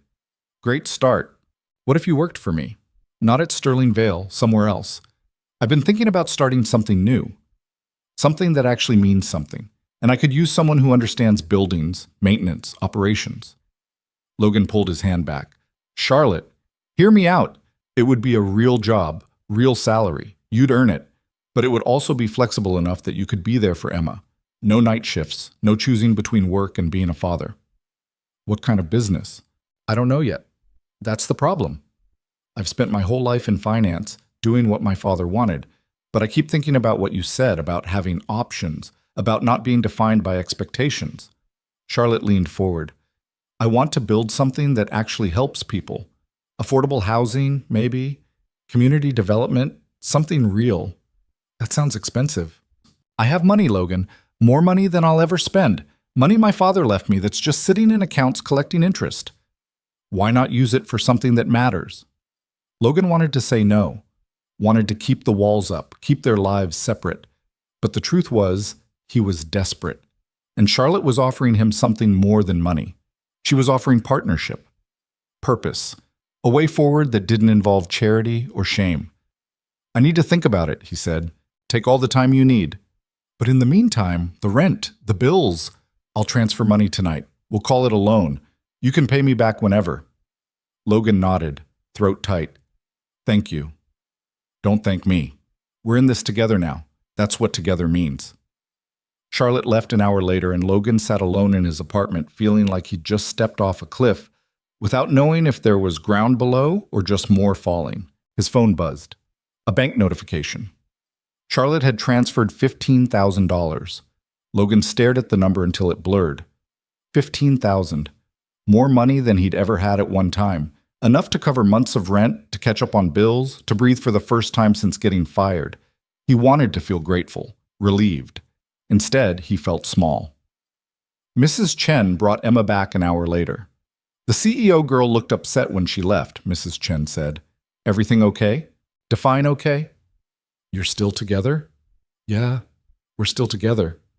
Then it's okay. Mrs. Chen headed for the door, then paused. Pride is a luxury, Logan. Love is a necessity. Don't confuse the two. After Emma was asleep, Logan lay in bed thinking about Charlotte's offer. A real job with flexible hours. Working on something that mattered. It sounded too good to be true, which usually meant it was. But what if it wasn't? What if this was just life offering him a break for once? His phone lit up. Charlotte, I know you're probably overthinking this, but I meant what I said. I want to build something with you, not just a relationship, something real that helps people. Think about it. Logan, I am thinking about it. That's the problem. Charlotte, what's the worst that could happen? Logan, I fail. You resent me. Emma gets hurt. We lose everything. Charlotte, what's the best that could happen? Logan stared at the question. He'd spent so long preparing for worst-case scenarios that he'd forgotten how to imagine good outcomes. Logan, we build something amazing together, and maybe I stop being terrified all the time. Charlotte, I like that version better. Logan, me too. But I don't know how to get there from here. Charlotte, one day at a time, one choice at a time, starting with you saying yes to working with me. Logan, I haven't said yes yet. Charlotte, but you're going to. I can tell. Logan smiled despite himself. Logan, you're very confident for someone whose boyfriend is currently unemployed and living off her money. Charlotte, you're not living off my money. You're accepting help from someone who loves you. There's a difference. Logan thought about that for a long time after Charlotte said goodnight, about the difference between charity and love, between dependence and partnership, between failing alone and succeeding together. 2 days later, Logan called Charlotte. I'm in, he said. Whatever you're building, I want to help. Charlotte's laugh sounded like relief and joy mixed together. Really? Really, but I have conditions. Of course you do. I want a real contract, market rate salary, clear responsibilities. This has to be legitimate. Agreed. And if it doesn't work, if I'm not good at this, you fire me. No keeping me on because we're together. That seems harsh. That seems fair. Charlotte was quiet for a moment. Okay, deal. When can you start? What am I starting? I don't know yet, but I'll figure it out. They spent the next month planning. Charlotte hired lawyers and accountants. Logan researched affordable housing models, community development strategies, programs that actually worked. They met in coffee shops, in Charlotte's apartment, and once, memorably, in Logan's living room while Emma built block towers and explained frog biology to anyone who would listen. Slowly, something took shape. Not a company exactly, a foundation. Charlotte would fund it, Logan would run operations, and they'd focus on creating affordable housing with built-in support services. Childcare, job training, the things Logan had needed and never had access to. We should call it Carter Vale, Charlotte said one afternoon. Logan looked up from the papers he was reviewing. What? The foundation. Carter Vale Community Development. Your name and mine. That sounds like a law firm. Okay, what about Vale Carter? Still sounds like a law firm. You're very difficult to please. I prefer realistic. Emma looked up from her coloring book. What about Emma's house? They both turned to look at her. What about it, sweetheart? Logan asked. You're building houses for people who need them, right? Like we needed this apartment when Mommy left? Emma's logic was 4-year-old simple. So it should be Emma's house, because I know what it's like. Charlotte's eyes filled with tears. Emma, that's perfect. And it was. Emma's House Foundation launched in September. Small at first. 1 building, 12 units, families who'd been living in shelters or cars or doubled up with relatives. Logan interviewed every family personally, remembered what it felt like to be desperate and scared and hoping someone would take a chance on you. Charlotte handled the money, the legal work, the parts Logan didn't understand. But the day-to-day, the maintenance, the support services, the actual work of building community, that was Logan's. He was good at it, better than good. He understood what these families needed because he'd needed it himself. Understood that sometimes the difference between making it and falling apart was someone who believed in you. Marcus Webb tried to block the foundation, told the Sterling Vale board that Charlotte was wasting company resources on vanity projects. But Charlotte had been careful. Emma's house wasn't connected to Sterling Vale. It was hers, funded by her inheritance, beyond his reach. The board forced her out anyway. It happened in November, 6 months after Logan got fired. Charlotte came home to Logan's apartment. She'd been staying there more than her own place lately and collapsed on the couch. "They voted me out," she said, "effective immediately. Marcus is CEO." Logan sat beside her. "Are you okay?" "I don't know. I should be devastated. My father's company, his legacy, it's gone." But I feel," Charlotte laughed. "Relieved. Is that crazy? I lost everything my father built and I feel relieved." "It's not crazy. It wasn't yours. It was his. Now you get to build something that's actually yours." Charlotte leaned against Logan's shoulder. "Ours. Emma's house is ours." "Okay, ours." Emma wandered in from her room, climbed onto Charlotte's lap without asking. She did that now, treated Charlotte like permanent furniture, someone who belonged. "Are you sad?" Emma asked. "A little," Charlotte admitted. "Daddy says it's okay to be sad sometimes, that feelings don't have to make sense." Charlotte smiled. "Your daddy's a smart man." "I know. He knows everything about buildings." Emma paused. "Are you going to live here now, since you don't have to go to your office anymore?" Logan's heart stopped. They'd been dancing around that question for weeks. Charlotte spent most nights here, had a drawer in his dresser and a toothbrush in the bathroom, but officially moving in felt like a huge step. Charlotte looked at Logan. "Would that be okay with you?" "Em, can you give us a minute?" Logan said. Emma huffed but wandered back to her room. "I don't want you to move in because you lost your job," Logan said quietly. "I want you to move in because you want to be here." "I do want to be here. I want to wake up next to you every morning. I want to help Emma with her homework and argue about what to have for dinner and do all the boring domestic things I never thought I'd care about." Charlotte took his hand. "But only if you want that too." Logan thought about his life a year ago. Working nights, barely surviving, so lonely he'd forgotten what it felt like to want something for himself. Thought about Charlotte asking why he wouldn't look at her, about elevator conversations in Vietnamese restaurants and all the moments that had led here. "Yeah," he said. "I want that." "Yeah?" "Yeah." Charlotte kissed him, and Emma cheered from her bedroom, even though she wasn't supposed to be listening. They got married the following winter. Nothing fancy. Logan couldn't afford fancy, and Charlotte didn't want it. Just a small ceremony at a community center, the kind of place Emma's house families used for gatherings. Mrs. Chen cried through the whole thing. Emma was the flower girl and took her job so seriously she counted every petal she dropped. Charlotte wore a simple white dress that probably still cost more than most people's rent, but looked perfect on her.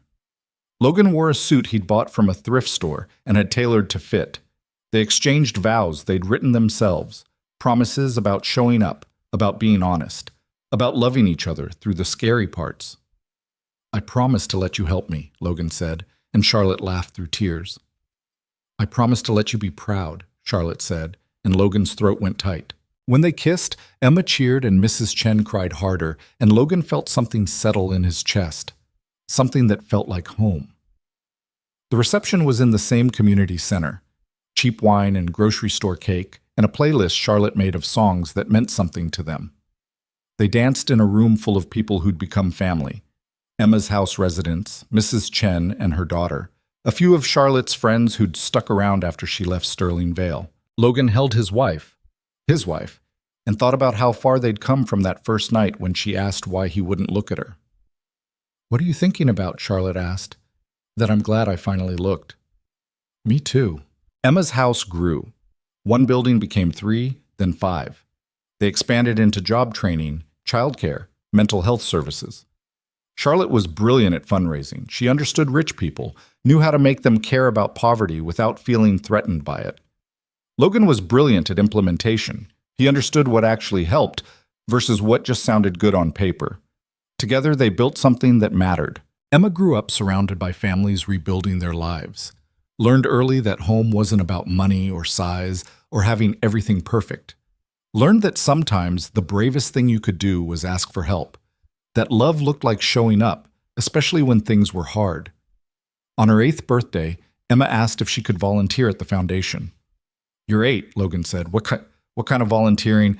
I could read to the little kids or help with homework. I'm really good at reading now." Charlotte smiled. "I think that's a wonderful idea."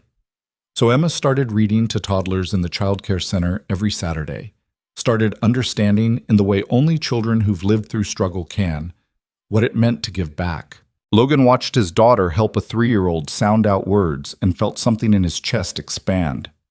This was what Charlotte had given them, not just money or stability, but purpose, a way to turn pain into something useful. "She's going to change the world," Charlotte said, standing beside him. "She already is." That night, after Emma was asleep in the bedroom that was actually big enough for her now, they'd moved to a better apartment a year after getting married, Logan and Charlotte sat on their balcony watching the city. "Do you ever regret it?" Logan asked. "Giving up Sterling Vale? All that power and money?" Charlotte thought about it. "Sometimes I miss the challenge. But then I come home to you and Emma and the work we're doing, and I remember why I left. My father spent his whole life building something impressive. I'd rather build something important." Emma's house is both. Maybe. But even if it wasn't, I'd still choose this. Choose you. Logan pulled her close. "I love you. I love you too." They sat in comfortable silence, watching Chicago sprawl out below them. Somewhere in the city, families were struggling the way Logan had struggled. Somewhere, someone was working 3 jobs and still not making rent. Somewhere, a single parent was lying awake wondering how to keep their kids safe. Emma's house couldn't save everyone, couldn't fix a system built to keep people poor, but it could help some people. Could be the difference between making it and falling apart for a few dozen families a year. And maybe that was enough. Maybe enough was all anyone could ask for. Logan thought about the scared, exhausted man he'd been a year ago. Thought about avoiding Charlotte's eyes, about working until he broke, about believing he had to do everything alone. That man felt like a stranger now. "Thank you," he said quietly. "For what?" "For not giving up on me, even when I was being stubborn and proud and impossible. Thank you for letting me in, even when it was terrifying." They went inside eventually, checked on Emma one last time. She was sprawled across her bed with 3 library books and Mr. Trunks, and went to bed in the room they shared, the life they'd built together. It wasn't perfect. Money was still tight sometimes. Emma's house required constant fundraising, constant work. They argued about finances, about Emma's education, about all the normal things couples argued about. But they showed up for each other. Every day, even the hard days, they showed up. And in the end, that was what mattered. Not the money or the success or the impressive titles, just 2 people who'd decided that loving each other was worth the risk, worth the fear, worth rebuilding their entire lives around. Years later, when people asked how they met, Charlotte always told the truth. "He was invisible and I refused to let him stay that way." And Logan would add, "She was untouchable and I stopped being afraid to reach." Emma would roll her eyes at both of them and say, "They met in an elevator and Dad saved her life and now we help people." The end. Which was true too, in its way. The simple version of a complicated story. The story of 2 people from different worlds who built a bridge between them, who learned that love wasn't about deserving or being good enough. It was about showing up, being honest, letting yourself need someone and letting them need you back. It was about looking at someone, really looking, and deciding they were worth the risk of everything falling apart. Because sometimes, if you were lucky, everything fell together instead. And Logan and Charlotte were lucky. Not in the fairy tale way where everything was easy and perfect, but in the real way, where things were hard and scary and uncertain, but you had someone beside you who refused to let you face it alone. That was enough.